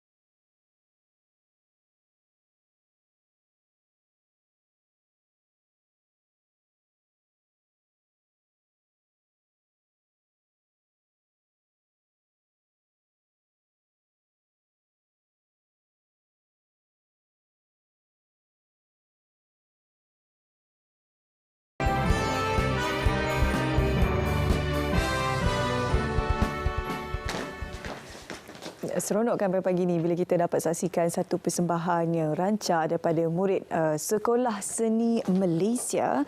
Jadi hari ini untuk kita berkongsi lebih lanjut berkenaan dengan FMS 2024, iaitu Festival Mutiara Seni 2024. Saya perkenalkan seorang tetamu di studio terlebih dahulu, iaitu Cik Zainurin Haji Muhammad Noor, Pengarah Bahagian Sukan, Co-Kurikulum dan Kesenian Kementerian Pendidikan Malaysia. Assalamualaikum pagi Cik Zainurin.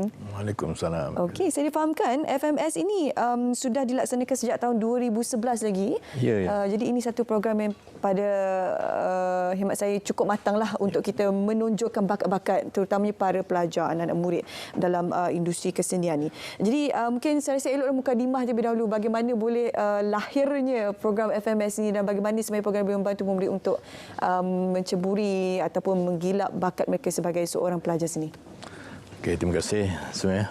Jadi program Festival Mutiara Seni ini kita adakan setiap tahun sejak tahun 2011, dan dia sebenarnya adalah satu platform kepada murid-murid ni yang berada di sekolah seni Malaysia seluruh negara. Kita ada 5 buah sekolah seni Malaysia.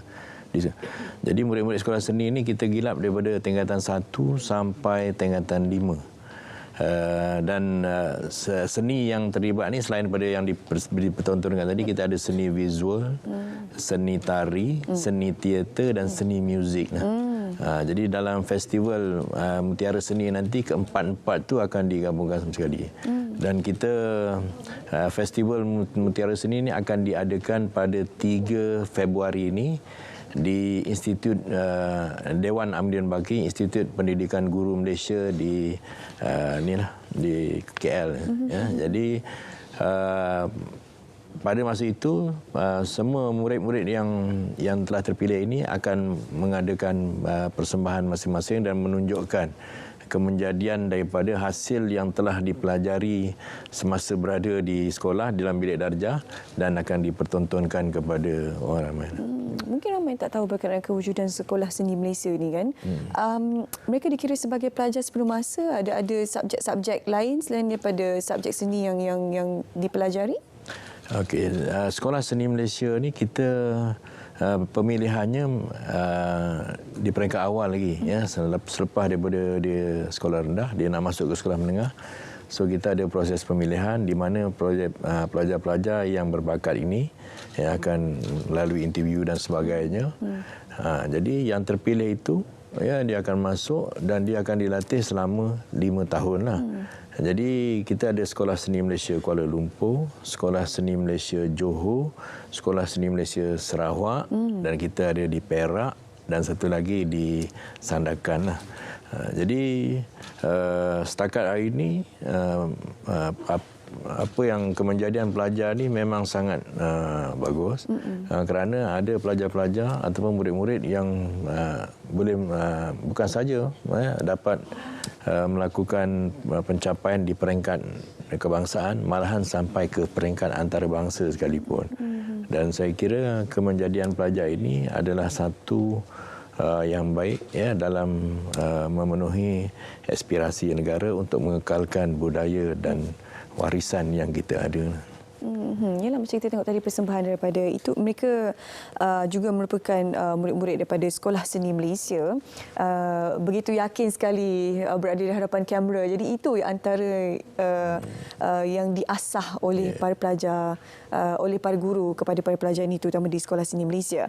Jadi kita nak bercakap lebih lanjut berkenaan Festival Mutiara Seni ini. Selain daripada persembahan-persembahan yang akan disajikan oleh murid-murid daripada Sekolah Seni Malaysia, apa antara aktiviti lain sudah pun disusun untuk mereka yang ingin menyaksikan ataupun memeriahkan festival itu nanti? Okey.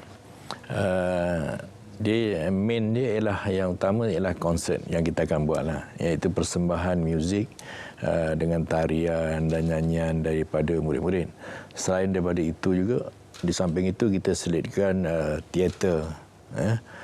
Kemudian kita ada pameran seni visual ni. Jadi ada pameran lukisan dan sebagainya lah, termasuklah arca-arca yang telah dihasilkan oleh murid-murid itu sendiri semasa di sekolah. Jadi tadi berbalik kepada pertanyaan Sudri kan. Jadi pelajar-pelajar ni dia selain daripada mengambil subjek-subjek seperti pelajar lain di tingkatan 1 dan 4, dia ada tambahan ya mata pelajaran yang berkaitan dengan seni. So apa yang dibelajar di dalam bilik darjah itu, apa yang dibuat itu, yang inilah yang akan dipertontonkan. Jadi ini sebagai satu showcase lah, platform untuk pelajar-pelajar ini menunjukkan kebolehan sebenar di pentas yang utama lah, yang dilihat oleh ramai penonton dan sebagainya. Dia macam sekolah sukan tapi versi seni ya. Sekolah sukan pun ada juga, ada 5. Sekolah sukan tu dia fokus untuk sukan lah, maksudnya pelajar melahirkan atlet kan. Jadi Sekolah Seni Malaysia ni melahirkan kata mereka yang ada bakat dalam bidang seni. Ya. Okay. Sekolah sukan pun kita ada 5. Jadi sekolah seni pun ada 5. Jadi kalau sekolah sukan dia mewakili negara dalam bidang sukan. So yang ini mewakili negara dalam bidang seni. So kita bakat-bakat inilah yang kita akan asuh dan asah dia sampai ke peringkat yang paling tinggi yang kita boleh capai. Sebab kalau sekolah harian biasa, kita ada sebenarnya kurikulum seni, tapi dia sampingan lah. Kalau kita masuk sekolah seni ni, seni itu akan diterapkan dengan lebih banyak lah jika nak dibandingkan dengan sekolah harian ataupun sekolah berasrama yang lain kan. Okey, bagaimana setakat ini sambutan orang ramai terhadap festival ini? Manakala ini sudah dilaksanakan pada tahun 2011 dan ini merupakan acara tahunan, bagaimana setakat ini sambutannya dari tahun ke tahun? Sambutannya sangat menggalakkan. Ya, sebab kita gini, selain daripada dia boleh lihat secara bersemuka, kita juga ada secara online, live. Malahan sekarang ni kita untuk seni visual dan sebagainya ni kita ada pameran secara digital pun ya. Mana kalau siapa yang tak datang situ pun boleh tengok di tempat lain dan mungkin tempat tu pun agak terhad ya, kita boleh muat dalam 1,000-1,300 orang dan sebagainya. Jadi selain daripada itu dia boleh melihat secara online lah. Tapi setakat hari ini ya, pelajar-pelajar lepasan daripada sekolah seni ini memang permintaannya sangat tinggi lah.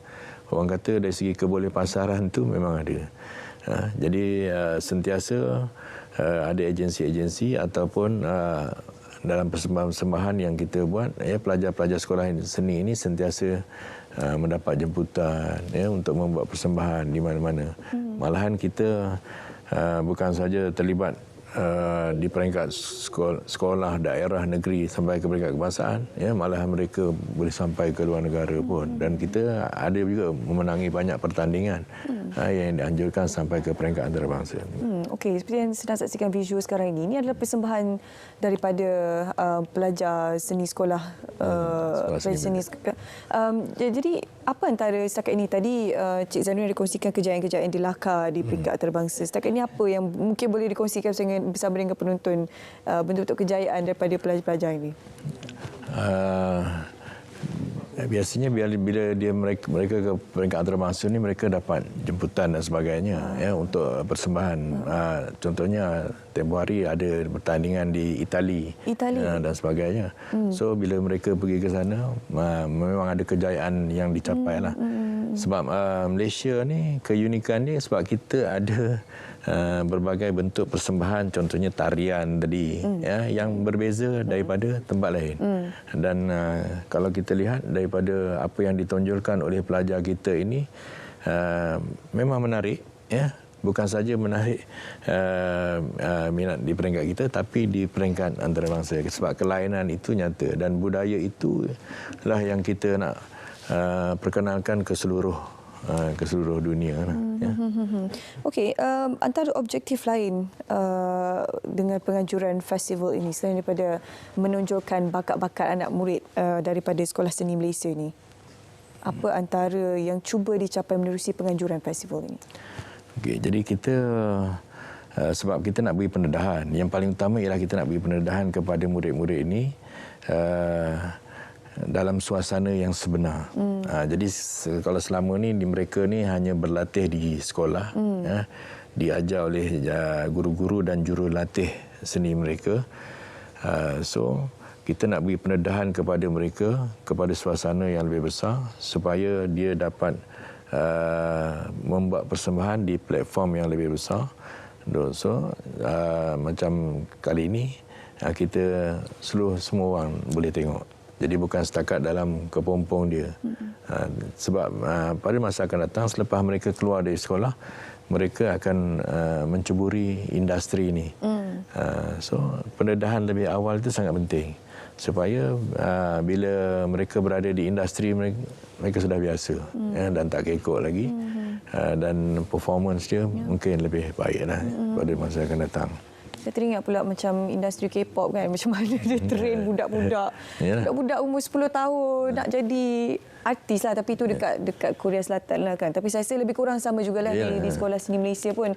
Kalau kita boleh saksikan ni adik-adik yang berjaya melakar kemenangan bagi kategori murid sekolah. Ini cukup membanggakan sebenarnya. Kadang-kadang mereka tidak mendapat liputan yang mencukupi daripada hemat saya. Bakat mereka ini sudah digelar daripada kecil kan. Jadi sedikit harapan daripada Cik Zainuri sendiri dan juga mungkin boleh war-warkan dengan lebih lanjut bersama dengan penonton secara ringkas. So tema kita dalam festival muzik kali ini ialah Gema Muzik Layar. Sebab kita nak persembahkan original soundtrack daripada tahun 60-an sampai sekarang. So ada segmen-segmen tahun 60-an, 70-an, 80-an, 90-an sampai tahun 2000 sehingga sekarang. So persembahan itu disusun sebegitu rupa supaya budaya seni itu tidak hilang daripada dulu sampai sekarang. Bagaimana kita nak membugarkan, menyegarkan supaya seni itu terus berkembang daripada zaman dulu sampailah zaman sekarang. Dan kalau kita tengok tarian dulu, seni-seni dan tarian dulu masih lagi dikeluarkan, walaupun tadi yang dipersembahkan itu tarian dalam bentuk moden. Tapi ciri nilai itu masih lagi tetap dikekalkan. Baik, terima kasih kepada Cik Zainuri sampai kita hari ini untuk berkongsi berkenaan Festival Mutiara Seni 2024. Semoga penganjurannya dapat dilaksanakan dengan jaya dan juga melahirkan lebih ramai lagi pelajar yang berbakat dalam industri seni. Seterusnya, kami nak bawa anda ke Map Malaysia untuk kita tinjau ramalan cuaca hari ini bersama dengan pegawai meteorologi di sana. Silakan.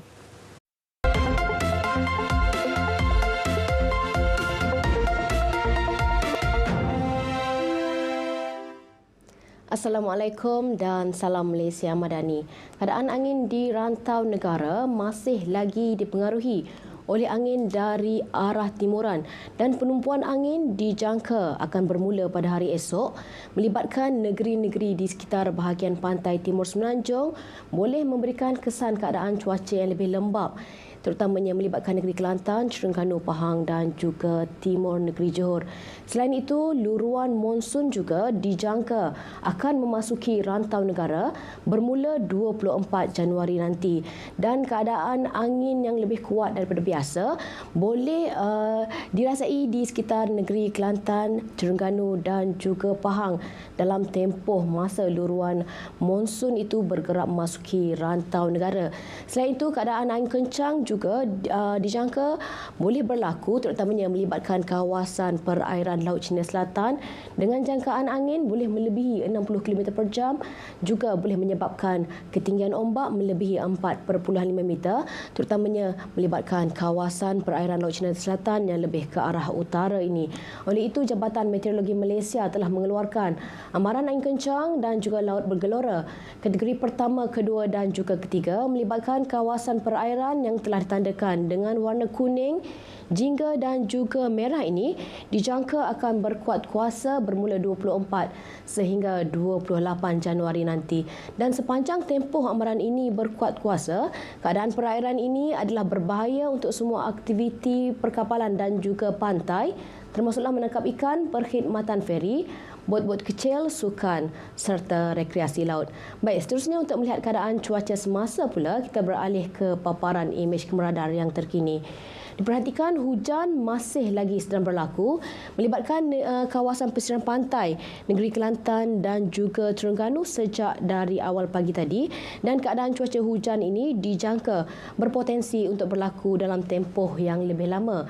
Lain-lain kawasan melibatkan Semenanjung Malaysia pada pagi ini berada dalam keadaan cuaca cerah. Begitu juga bagi negeri Sabah dan juga Sarawak, di mana keadaan cuaca adalah cerah di hampir ke semua bahagian melibatkan kedua-dua buah negeri terbabit, dan keadaan cuaca tiada hujan ini dijangka berpotensi untuk berterusan untuk sepanjang hari ini melibatkan kedua-dua buah negeri tersebut, dengan hujan dan ribut petir dijangka hanya berpotensi untuk berlaku melibatkan kawasan pedalaman negeri Sarawak serta di sekitar bahagian barat negeri Sarawak. Manakala untuk Semenanjung Malaysia pula, bagi petang nanti keadaan cuaca hujan beserta ribut petir di 1-2 tempat masih lagi berpotensi untuk berlaku, terutamanya melibatkan bahagian pedalaman negeri Perak, negeri Selangor dan juga negeri Sembilan. Manakala keadaan cuaca hujan melibatkan negeri Kelantan dan juga Terengganu ini pula dijangkakan masih lagi boleh berterusan sekurang-kurangnya sehingga ke petang nanti. Baik, ini sahaja laporan cuaca yang dapat saya kongsikan pada pagi ini. Untuk mendapatkan maklumat cuaca yang lebih terperinci, anda boleh layari laman sesawang kami di www.met.gov.my atau menerusi laman sosial media kami seperti yang telah tertera di sini. Sekian dahulu dari Jabatan Meteorologi Malaysia, saya Atika Marziah. Assalamualaikum dan salam sejahtera.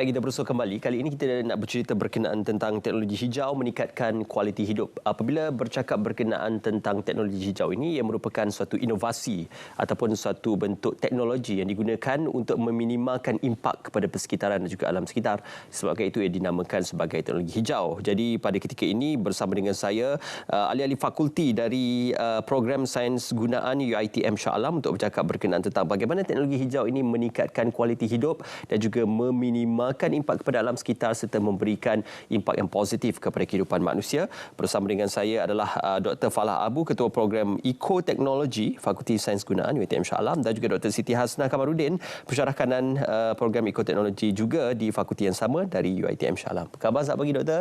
Terima kasih. Alhamdulillah ada beberapa bahan yang dibawakan bersama dengan saya pada ketika ini dan juga pengiktirafan yang telah pun diterima oleh pihak fakulti dan juga pihak doktor sendiri. Dr. Falah, kita mulakan terlebih dahulu ya, penjelasan lanjut berkenaan teknologi hijau ini. Mungkin masih ada yang baru mendengar ataupun masih belum kenal rapat tentang teknologi hijau ini. Jadi secara asasnya apa sebenarnya teknologi hijau dalam kehidupan manusia ini? Okey, terima kasih Encik Ismail. Okey, pertama kali saya ingin ucapkan terima kasih kepada Selamat Pagi Malaysia kerana menjemput kami berdua untuk memberi sedikit penjelasanlah kepada masyarakat umum berkenaan dengan teknologi hijau ini. Jadi pada asasnya kami ingin menerangkan sedikit berkenaan dengan inovasi teknologi hijau ataupun inovasi eco. Jadi ia adalah berkaitan aktiviti bagi pengurangan impak kepada alam sekitar tapi dari sisi ekonomi. Okay, jadi para penyelidik telah mengklasifikasikan ia sebagai dua pendekatan utama, iaitu daripada inovasi produk hijau dan yang kedua inovasi proses hijau lah. Jadi apa itu inovasi produk hijau? Ia adalah berkaitan dengan penggunaan bahan-bahan biodegradasi ataupun bahan yang tidak memberikan kesan yang banyak kepada alam sekitar. Okey, saya beri contoh adalah berkenaan dengan indoor pollution. Okey. Jadi kita ada produk-produk daripada papan sepai ataupun particle board. So dia ada potensi untuk mengeluarkan formaldehyde yang boleh memberi kesan kepada orang yang mempunyai penyakit asma contohnya. Okey. Dan yang contoh kedua, inovasi proses hijau yang biasa kita dengar adalah tenaga hijau. Okey, ia fokus kepada energy consumption dan energy effectiveness. Dan saya ingin fokuskan adalah kepada perkara aktiviti-aktiviti yang meminimumkan sisa alam sekitar. Okey. Contoh yang saya boleh berikan adalah satu ink deficiency, di mana proses ini biasanya kita naskah-naskah Al-Quran ataupun yang berkaitan dengan buku-buku agama ni kita akan bakarlah. Jadi ink deficiency ni dia akan melarutkan ink tersebut. Jadi proses ini tanpa melalui proses pembakaran dan boleh meminimumkan aktiviti yang mencemarkan alam sekitar. Kebiasaannya kalau kita kaitkan teknologi hijau ini mungkin dengan pembaharuan teknologi yang besar seperti electric car ataupun bangunan hijau. Jadi itu mungkin berskala besar ataupun berskala industri. Cuma mungkin kita tidak sedar teknologi hijau ini hadir dalam pelbagai bentuk. Malah sekecil-kecil teknologi itu pun boleh dihasilkan. Dr. Siti, mungkin persoalan berkenaan bagaimana sebenarnya teknologi hijau ini boleh membantu memberikan kehidupan yang berkualiti kepada manusia dan mungkin kebergantungan kepada teknologi hijau itu pada masa-masa yang mendatang. Okey, baiklah. Terima kasih kepada saudara Ismail atas soalan yang diberikan. Sebenarnya apa yang dijelaskan oleh rakan saya sebentar tadi, Dr. Falah ada menjelaskan tentang konsep teknologi hijau. Sebenarnya kalau kita tengok balik, konsep teknologi hijau ini sebenarnya merujuk kepada dua, iaitu proses hijau dan juga produk hijau. Dan sebenarnya konsep teknologi hijau ini sebenarnya dapat membantu untuk meningkatkan kualiti hidup melalui pembangunan produk, pembangunan peralatan dan juga pembangunan sistem. Dan semestinya dia dapat mengatasi masalah isu sosio-saintifik. Kalau layman term ni kita panggil sebagai masalah pencemaran lah, sebab kita ada masalah pencemaran air, pencemaran udara, dan itu kita katakan kalau semua masalah pencemaran air, pencemaran udara ni dapat diatasi, pastilah kita dapat meningkatkan kualiti hidup melalui pembangunan produk, peralatan dan sistem tadi untuk memelihara dan memelihara alam sekitar kita. Dan untuk pengetahuan para penonton Selamat Pagi Malaysia pada pagi ini, sebenarnya data daripada Suruhanjaya Tenaga ada menyatakan Malaysia ni bergantung kepada sumber tenaga yang tak boleh diperbaharui dengan tenaga hidroelektrik dan hydropower menjadi satu-satunya sumber tenaga sehingga tahun 2011. Dan sehingga sekarang sebenarnya negara yang kita cintai dan duduki ini, Malaysia ni masih bergantung kepada tenaga konvensional dengan hanya 3.9% penggunaan kepada tenaga yang boleh diperbaharui. Maksudnya sangat sikitlah kalau kita katakan. Jadi Malaysia ni banyak bergantung kepada sumber tenaga yang tak boleh diperbaharui. That's why lah konsep teknologi hijau ni amat penting untuk membantu untuk mengurangkan penggunaan tenaga. Maksudnya kita tak nak kan tenaga yang tak boleh diperbaharui ni pupus dan habis. Jadi kita kena kurangkan penggunaan tenaga dan seterusnya dapat orang kata mengurangkan sisa dan pencemaran dan dapat kita pelihara alam sekitar kita ini. Dan konsep teknologi hijau ni sangat selari dan orang kata bertepatanlah dengan pembangunan lestari. Kalau kita katakan pembangunan lestari ni sebenarnya sesebuah negara ni membangun dengan pelbagai kemajuan teknologi, tetapi pada masa yang sama alam sekitar kita ini selamat untuk kita duduki. Kiranya kita nak macam itulah negara membangun tapi pada masa yang sama selamat untuk kita duduki dan bebas daripada segala pencemaran. Ya, bila bercakap berkenaan tentang impak kepada alam sekitar ini, selagi mana manusia terus berinteraksi dengan alam sekitar, maka selagi itu pencemaran akan terus berlaku. Betul. Cuma bagaimana kita meminimalkan impak tersebut. Dr. Falah, apabila kita bercerita berkenaan teknologi hijau, pastinya di peringkat dasar banyak yang telah dilaksanakan. Ada dasar teknologi hijau dan juga dasar-dasar di bawah kementerian. Tetapi bagaimana sebenarnya ataupun apakah sebenarnya penumpuan-penumpuan yang boleh kita berikan kepada dasar-dasar yang telah dilaksanakan, usaha-usaha yang telah dilaksanakan oleh pihak kerajaan dalam membangun atau membantu teknologi hijau ini? Okey, terima kasih. Daripada sisi kerajaan, saya ingin mengucapkan banyak terima kasihlah kerana kita telah lihat banyak dasar-dasar yang telah dilaksanakan, inisiatif yang telah dijalankan daripada pihak kerajaan. Contohnya daripada tahun 2009 dasar teknologi hijau negara telah diperkenalkan dan pelan tindakan kecekapan tenaga negara telah dijalankan dalam untuk tempoh 10 tahun daripada tahun 2016 hingga tahun 2025. Tujuannya adalah untuk mendorong penerapan kecekapan tenaga dari segi pengurangan pelepasan gas rumah hijau. Dan pada tahun 2023, kerajaan telah memberi keutamaan bagi penggunaan teknologi hijau dengan melanjutkan lagi allowance cukai pelaburan hijau untuk pembelian aset teknologi hijau dan pengecualian cukai pendapatan hijau ke atas penggunaan perkhidmatan teknologi hijau.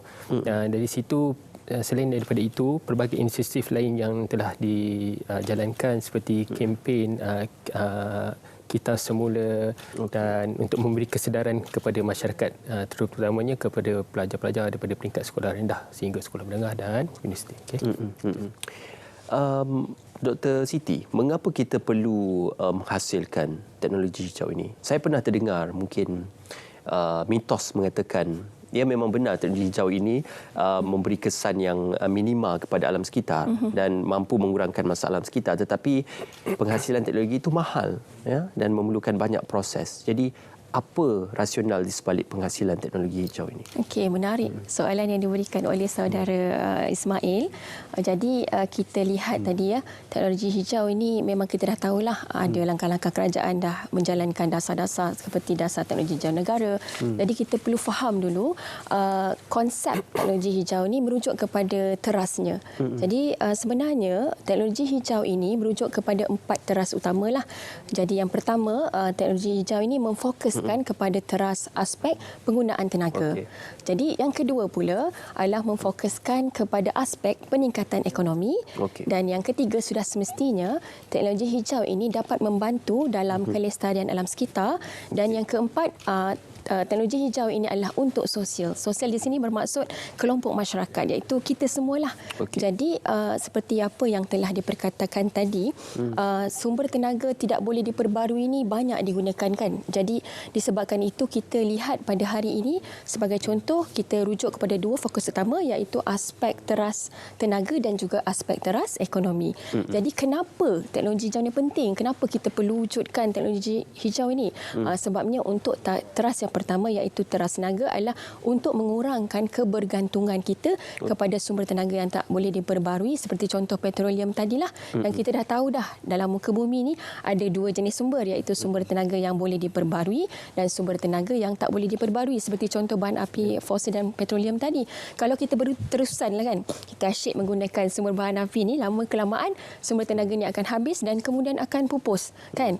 Jadi disebabkan itulah kita perlu untuk menghasilkan teknologi hijau inilah, dan ada langkah-langkah yang telah dijalankan oleh kerajaan dan juga masyarakat jugalah untuk aplikasi teknologi hijau dalam aspek tenaga. Seperti contoh penggunaan kenderaan elektrik ataupun hybrid. Mungkin ada yang tak pernah dengar, tapi kalau kita cakap kereta Tesla, ramai yang tahu. Semua segenap umur tahu kereta Tesla. Itu salah satu contohlah kenderaan di bawah kenderaan elektrik dan kenderaan hybrid. Kemudian kita boleh tengok adalah penggunaan bas elektrik, dan yang terakhir untuk penggunaan tenaga adalah penggunaan kenderaan bergas asli ataupun kita panggil NGV. Kat mana kita boleh lihat banyak kenderaan bergas asli NGV ni? Dekat taksi-taksi lah, dekat jalan raya kan. Jadi itu adalah salah satu aplikasi teknologi hijau dalam aspek penggunaan tenaga. Kemudian kita beralih kepada teras yang kedua, iaitu ekonomi. Macam mana teknologi hijau ini dapat meningkatkan kualiti dan ekonomi ke arah yang lebih tinggi. Sebenarnya teknologi hijau ini memang dapat membantu meningkatkan ekonomi ke arah yang lebih tinggi, bukan sahaja dalam negara kita, malah dari negara-negara luar jugalah di seluruh dunia. Sebab kita dapat lihat peningkatan ekonomi ini di Malaysia, especially khususnya ialah kerana Malaysia kita ni sebenarnya terkenal dengan teknologi pembuatan hijau canggih dalam industri fotovolta. Encik Ismail pernah dengar industri fotovolta? Jarang didengar. Jarang didengari kan? Mungkin kan academic term. Okey. Tapi sebenarnya kalau saya cakap solar panel atau panel solar, mungkin itu lebih layman kan. So itulah sebenarnya industri fotovolta, solar panel lah sebenarnya. Pembuatan panel solar di Malaysia ni sebenarnya adalah meluaslah. Kita boleh lihat di bumbung-bumbung kediaman, di bumbung-bumbung pejabat, banyak menggunakan aplikasi solar panel ataupun panel solar ini. Dan sebenarnya di Malaysia sendiri merupakan pusat utama pembuatan peralatan solar dengan pelbagai kilang-kilang syarikat seperti kilang First Solar, Panasonic, QCell, SunPower, Sun Edison di beberapa lokasi seperti di Kulim, di Penang, di Melaka, di Cyberjaya dan di Ipoh. Ya, apatah lagi keadaan cuaca kita juga memungkinkan untuk tenaga solar itu digunakan. Apa yang kita boleh saksikan di hadapan ini, ada beberapa pengiktirafan dan juga ada beberapa bahan-bahan yang dibawa. Jadi apa yang telah dilakukan oleh pihak UiTM, dan juga boleh ceritakan terus dalam masa yang berbaki seketika ini berkenaan pencapaian ini. Okey. Terima kasih atas soalan yang diajukan. Sebenarnya terdapat pelbagailah inisiatif dan juga projek-projek usaha-sama yang telah dijalankan bersama dengan UiTM di Fakulti Sains Gunaan dan dalam program ekoteknologi bersama juga dengan pihak-pihak industri. So kita ada pelbagai industri sebenarnya seperti Nitori International Scholarship Foundation yang telah menawarkan tajaan beasiswa kepada dua pelajar kami di ekoteknologi Fakulti Sains Gunaan. Dan sebenarnya menariknya kat sini, dalam beasiswa tersebut ada menawarkan latihan praktikal selama 6 bulan di Jepun. Bermaksud graduan ni sebenarnya bukan saja dapat pengetahuan dalam negara tapi juga di luar negara. Jadi apabila mereka balik semula ke Malaysia, mereka boleh orang kata give back to the society kan. Orang kata kembangkan lagi kepada masyarakat. Dan baru-baru ni kami ada buat satu showcase bersama para pelajar ekoteknologi di Fakulti Sains Gunaan UiTM Shah Alam, iaitu dalam projek Upcycle Plastic Bottles. So projek Upcycle Plastic Bottles ni menarik sebab kita rather dan kita buang sisa-sisa buangan plastik ni tadi, kita ambil semula dan kita buat sesuatu produk yang bermanfaat. Jadi plastik-plastik yang contoh kita dah minum kan, kita banyak buang je. Tak, kita akan ambil semula dan kita akan proses dan hasilkan satu produk seperti bangku, seperti meja. Jadi bukan saja kita boleh menyelamatkan alam sekitar, tapi pada masa yang sama kita boleh memberi pendedahan kepada para pelajar tentang kepentingan alam sekitar dan boleh membangunkan ekonomi. Maksudnya adalah konsep circular economy ataupun kelestarian ekonomi itu berlaku. Bukanlah kita bergantung kepada linear ekonomi. Kalau linear ekonomi ini adalah take, make and kita discard. Kita buang pada alam sekitar. Jadi akan mencemarkan alam sekitar. So circular economy ni orang kata pentinglah supaya kita take, make, recycle ataupun kita reuse balik. Okey, itu kelestarian. Ya, kelestarian alam sekitar. Dr. Falah, sebagai kesimpulannya, bagaimanakah teknologi hijau ini mempunyai masa depan dan juga mempunyai satu aspek penerusan yang boleh digarap kalau sekiranya mendapat sokongan semua pihak, bukan sahaja pihak kerajaan, pihak pengguna, tetapi juga pihak industri dan juga pihak akademik untuk sama-sama membangunkan teknologi hijau. Okey, kita lihat saya tengok daripada sisi universiti dululah ya. Dan daripada sisi universiti saya ucapkan terima kasih banyak kepada UiTM. Pada tahun 2020 mereka telah memulakan langkah dengan penubuhan UiTM Green Center. Dan ia diketuai oleh pengarahnya Profesor Datin Dr. Ernest Asmat. Antara projek-projek aktivitinya adalah pembinaan bus stop menggunakan tenaga solar. Dan dari peringkat segi fakulti, kita telah menubuhkan program ekoteknologi yang mana subjek-subjek yang telah diterapkan adalah berkaitan dengan kelestarian dan untuk meminimkan aktiviti alam sekitar inilah. Jadi antara usaha-usaha yang telah dijalankan adalah dengan projek agrofarm Fakulti Sains Gunaan. Saya ingin ucapkan terima kasih juga kepada Dekan Fakulti Sains Gunaan, Prof. Farida Zuraina, kerana telah membantu sama dalam menjayakan program ini. Ia adalah konsep pertanian di hujung jari ataupun IoT dengan kerjasama Mahat Integrasi Tahfiz yang telah dirasmikan oleh Next Chancellor UiTM, Prof. Datuk Dr. Syarin Sahib. Okey. Okey. Tahniah untuk penganjuran program tersebut dan juga tahniah sekali lagi kepada Fakulti Sains Gunaan UiTM kerana usaha-usaha yang berterusan ini, kerana teknologi hijau dan juga usaha melestarikan alam sekitar ini adalah usaha yang berterusan. Dikatakan tadi adalah proses dan juga produk untuk teknologi hijau. Terima kasih Dr. Falah, terima kasih Dr. Siti kerana bersama kami. InsyaAllah kalau ada kesempatan lain kita boleh berbicara lebih panjang berkenaan teknologi hijau. Tahniah sekali lagi dan juga terima kasih. Kita nak berehat seketika dan kita akan kembali selepas ini. Kita nak ke cerita Pagi Melaka terlebih dahulu bersama dengan rakan penyampai di sana. Silakan. Baik, terima kasih. Langsung bersama saya Nurul Ashikin Abdul Halim, dan untuk cerita Pagi dari Melaka hari ini saya bawakan khas untuk anda dari Pulau Nangka yang merupakan salah satu pulau yang diwartakan sebagai Taman Laut Melaka. Jadi untuk berkongsi lebih lanjut mengenai Taman Laut Melaka ini, saya bersama dengan Timbalan Pengarah Jabatan Perikanan Negeri Melaka, Encik Nawar. Baik Encik Nawar, selamat pagi dan terima kasih sudi bersiaran bersama kami di Selamat Pagi Malaysia. Mungkin Encik Nawar boleh kongsikan dengan penonton kita apa antara pulau-pulau lain yang diwartakan sebagai Taman Laut Melaka ini dan antara ekosistem menarik yang ada di Taman Laut Melaka ini. Silakan. Okay, terima kasih. Untuk makluman semua, Taman Laut Negeri Melaka ini telah diwartakan pada 4 April 2023 dan kita telah mewartakan 3 pulau, iaitu Pulau Dodol, Pulau Nangka dan Pulau Undan. Okey, apa yang menarik di 3 pulau Taman Laut ni, kita boleh saksikan keindahan terumbu karang ni lah yang begitu besar, yang cantik, yang lain daripada spesies yang berada di taman laut yang selainnya lah. Jadi kelebihan yang kedua, boleh kita, kalau kita tengok dari segi panorama pantai ni yang cantik kan, di sini kita boleh buat aktiviti snorkeling, riadah bersama keluarga, dan juga kita boleh menikmati keindahan alam dan flora di taman laut lah itu sendiri. Baik Encik Nawar, saya juga difahamkan ada kumpulan sukarelawan yang membantu Jabatan Perikanan dalam menjaga kelestarian Taman Laut Melaka ini.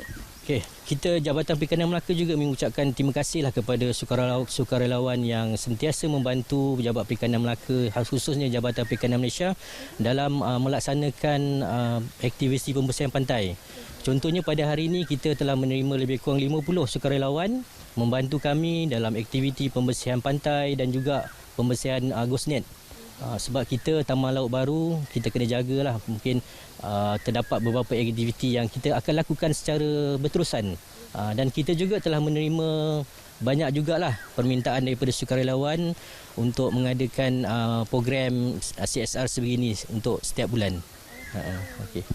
Cik Nawar, mungkin secara ringkas boleh kongsikan kepada pengunjung ataupun pelancong yang akan berkunjung ke Taman Laut ini, apa antara nasihat Cik Nawar kepada mereka? Okey, nasihat saya kepada semua, kami mempelawalah masyarakat di luar datang ke Taman Laut Melaka ni menikmati keindahan alam semula jadi. Di samping tu kita kena jagalah kebersihan pantai kita ni supaya kita dapat menjamin dan juga kita dapat memastikan kelestarian alam sekitar ini sentiasa dipelihara untuk generasi kita sekarang dan juga generasi akan datang. Okay. Terima kasih Cik Nawar atas perkongsian itu, dan kepada semua penonton Selamat Pagi Malaysia, itu Cerita Pagi dari Melaka bersama saya Nurul Ashkin Abdul Halim dan kru penerbitan kembali ke studio. Silakan. Okey, kali ini kita juga akan bercerita berkenaan isu yang sedikit tular ya dimainkan di media sosial berkenaan tentang p-hailing dan juga bagaimana kadar yang dikenakan dan juga isu keselamatan serta isu yang mendasari ruang pekerjaan mereka ini banyak dibicarakan bukan saja oleh mereka yang berada dalam industri tetapi mereka yang menjadi pelanggan dan juga pemerhati industri. Apakah situasi terkini mereka? Adakah mereka terbela? Kita bersama dengan mereka yang berada dalam industri ataupun ekonomi gig ini sendiri yang mempunyai pengalaman sebagai salah seorang pekerja p-hailing ini. Saya perkenalkan terlebih dahulu iaitu Cik Abdul Hakim Abdurrani selaku Timbalan Presiden Persatuan Penghantar P-hailing Malaysia ataupun ringkasnya dipanggil sebagai penghantar. Saya kuasa bagi. Terima kasih Tuan. Selalu kita dengar e-hailing, kali ini p-hailing ya. Mungkin boleh kita ceritakanlah ya sedikit berkenaan tentang apa sebenarnya skop bidang tugas kerja bagi industri p-hailing ini. Okey, Assalamualaikum warahmatullahi. Selamat pagi. Terima kasih RTM kerana sudi menyebut penghantar untuk bersiaran pada pagi ini.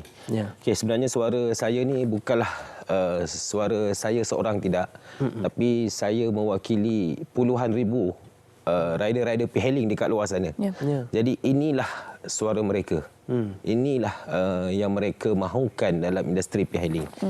Okey, come back kepada soalan tadi. P-hailing ni sebenarnya dia adalah satu sektor pengangkutan barangan dan makanan. P-hailing. Kalau e-hailing itu dia adalah pengangkutan penumpang. Itu beza je. Untuk p-hailing. P-hailing ni dia terbahagi kepada beberapa sektor lagi lah tu. Okey, satu barangan dan makanan. Dan satu lagi ada yang bermotosikal, ada yang berkereta. Jadi dia banyak dia punya pecahan-pecahan dia lagi. Okey. Antara isu yang terkini yang dibangkitkan, kalau dulu ada banyak kan mogokkan disebabkan bayaran-bayaran yang tidak setimpal dan sebagainya. Terkini apa isu yang dibangkitkan oleh mereka yang berada dalam industri p-hailing ini? Sebenarnya isu yang terkini seperti isu-isu sebelum-sebelum ini juga, iaitu isu fare. Ini isu upah pengambilan dan penghantaran barangan dan makanan ni. Yang sebenarnya isu ini pun dah bermula sejak tahun 2017 lagi. Isu kejatuhan penurunan kadar upah bayaran ni. Dan sehingga kini masih belum ada solusi lagi bagaimana untuk mencari jalan penyelesaian untuk menyelesaikan masalah ni. Kita di peringkat penghantar mewakili rider-rider macam-macam juga usaha yang kita dah laksanakan. Macam-macam cadangan yang kita berikan kepada pihak kerajaan khususnya. Seperti mana yang kita sedia maklum, sebenarnya p-hailing ini telah dikawal selia oleh APAD, Kementerian Pengangkutan. Jadi pada April 2023 Kementerian Pengangkutan pun ada keluarkan satu kenyataan yang di mana APAD akan mengawal selia pendapatan rider-rider p-hailing untuk mengelakkan dimanipulasi oleh pihak syarikat. Tapi sehingga hari ini masih belum ada apa-apa ni lagi lah feedback berkaitan dengan dasarnya bagaimana, tak ada lagi. Jadi apa yang boleh kita buat sekarang ini, pertama kita mendesak juga pihak kerajaan. Pertemuan ada diadakan? Pertemuan so far pertemuan kita banyak buat dengan Kementerian Sumber Manusia lah. Okey. Okey, disebabkan ini adalah kita bercakap suara hati pihak industri, apa kata kita bercakap lebih casual sedikit. Ada isu yang saya dengar ataupun yang disuarakan, contoh dari segi fare kadarnya itu. Ya, mungkin benar kalau dalam peta itu kita lihat contoh kadar tambangnya RM3 dalam satu laluan perjalanan, tetapi selalunya sistem itu akan melihat ia satu laluan perjalanan lurus, berbanding yang sebenarnya RM3 itu sebenarnya perlu melalui traffic light, perlu melalui pelbagai jalan yang berliku-liku dan juga perlu melalui pelbagai lingkungan jalan yang berbeza. Jadi ini disuarakan oleh pekerja dalam industri e-hailing kerana kadang-kadang fare itu tidak setimpal dengan apa yang dilalui, risiko yang dilalui dan juga laluan perjalanan. Malah tak tambah lagi dengan hujan. Jadi apakah ini yang menjadi antara keutamaan suara-suara oleh e-hailing? Kita pun kalau tengok di Facebook Persatuan Penghantar e-hailing Malaysia, apa juga libat urus kita bersama dengan pihak kementerian ataupun agensi, kita ada nyatakan suara rider-rider ni. Okay, apa isu dan permasalahan. Antara salah satu yang kita masukkan juga itulah selain pada isu KPI, isu SOP syarikat yang berubah-ubah, kita masukkan juga isu peta digital ni lah. Yang di mana peta digital tu yang berada di dalam aplikasi syarikat-syarikat penyedia. Okey, bukan semualah ya, tetapi ada syarikat yang tidak berdasarkan kepada jarak yang sebenar. Jadi sebenarnya dekat situ pun pertama kita ni dah lah tak ada pelan harga lantai. Kan? Yang kedua dengan jaraknya yang tidak sama dengan jarak yang sebenar. Jadi kat situ pun dah jatuh satu kerugian pada rakan-rakan penghantar. Selain itu, kita nampak ada juga isu yang mana sekarang macam kita boleh dapat double order, triple order, okey. Dalam satu delivery. Dalam satu delivery itu. Okey, kita contoh saya nyatakan dulu, okey. Point A adalah vendor. Okey. Point B rumah pelanggan yang pertama, point C rumah pelanggan yang kedua. Apa yang kita kesalkan dan kecewa bila mana kadar yang dikenakan, yang upah yang diberi kepada rider-rider ni dari dekat rumah yang kedua tadi ni, dia tidak dikira daripada vendor. Dia kira daripada rumah yang pertama. Disekalikan. Ya. Okey. Tetapi ada juga rider-rider ni pun sebenarnya bijak. Okay? Kadang-kadang dia pun ada tanya pelanggan-pelanggan berapa bayar dekat order buat pesanan ni. Ni saya cakap sebagai contoh hargalah. Kadang-kadang customer cakap RM8. Tapi upah yang dibayar kepada rider-rider ni tak sampai RM8 pun. Tak dapat yang sepatutnya. Tak dapat RM8, RM4, RM5. Jadi kita tak faham juga sebab kalau nak diikutkan daripada struktur e-hailing, macam saya ceritakan tadi lah, kita ada barangan dan makanan. Okay. Macam contoh, banyakkan syarikat penyedia ni untuk makanan, dia tak charge fee kepada rider. Okay. Dia charge fee kepada vendor. Okay. Tapi lain pula dengan barangan. Barangan ni, dia charge perkhidmatan tu dia kenakan kepada rider.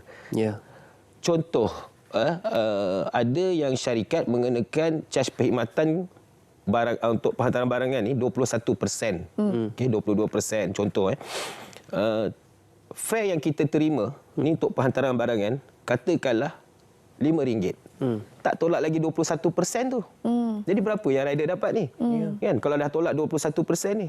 Kan kita kos kita ni perjalanan masa kalau nak diikutkan struktur kita punya kos perjalanan tu, point A tu bukan vendor, point A tu dekat mana kita duduk tu, kan pergi ke point B vendor, pergi ke point C rumah pelanggan. Di situlah struktur kita punya perjalanan dia tu. Pasal isu ni dulu kita pernah cerita berkenaan tentang caruman Perkeso, KWSP dan sebagainya. Apa yang sudah dimeterai? Kalau Perkeso itu mungkin sudah ada perlindungan untuk yang disediakan, tapi KWSP pula. KWSP sebenarnya ada buat satu skim aisaraan kepada mereka yang bekerja sendiri dan mereka boleh mencarum dengan KWSP. Saya rasa, saya tak ingat, tapi saya rasa serendah RM10 lah. Okey.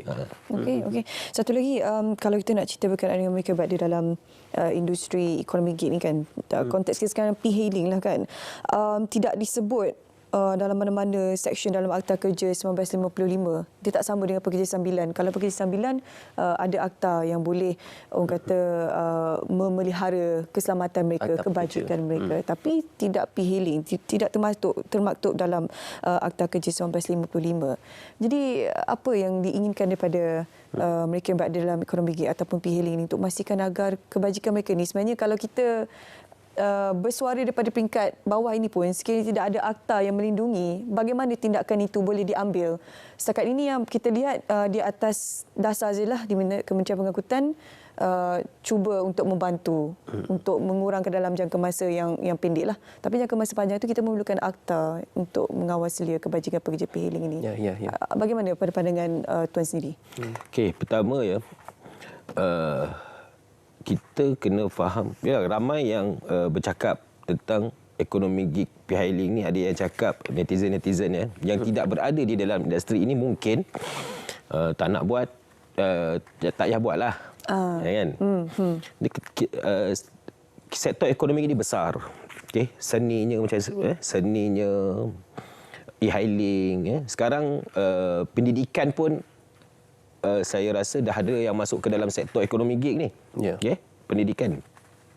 Jadi P-hailing ni yang kita nampak yang tengah hot lah, panas untuk gig ekonomi. Tapi kalau kita nak ambil satu structure ekonomi gig ni kepada satu konsep perundangan, tak boleh. Kita kena tengok ekosistem setiap sektor ekonomi gig itu. Kan? Sebab itu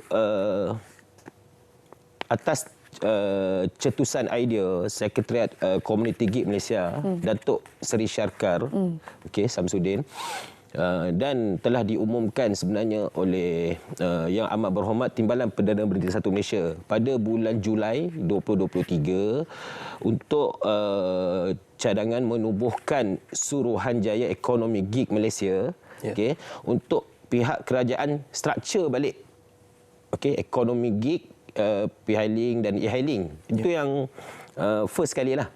Memang kita cakap ekonomi gig ni banyak sektor dia ni. Tapi sekarang ni yang tengah paling hot ni inilah P-hailing dan e-hailing. Jadi kita nak mulakan kepada P-hailing dan e-hailing dulu lah. Untuk kerajaan struktur balik dan kawal selia keseluruhan ekosistem e-hailing dan P-hailing ini. Sebab apa? Sebab kita tak nak perundangan yang pihak kerajaan buat hanya terbeban kepada driver-driver e-hailing dan rider-rider P-hailing ni. Jadi kita nak pasal contoh ekosistem P-hailing. Apa dia kan? Contoh pihak kerajaan sendirilah.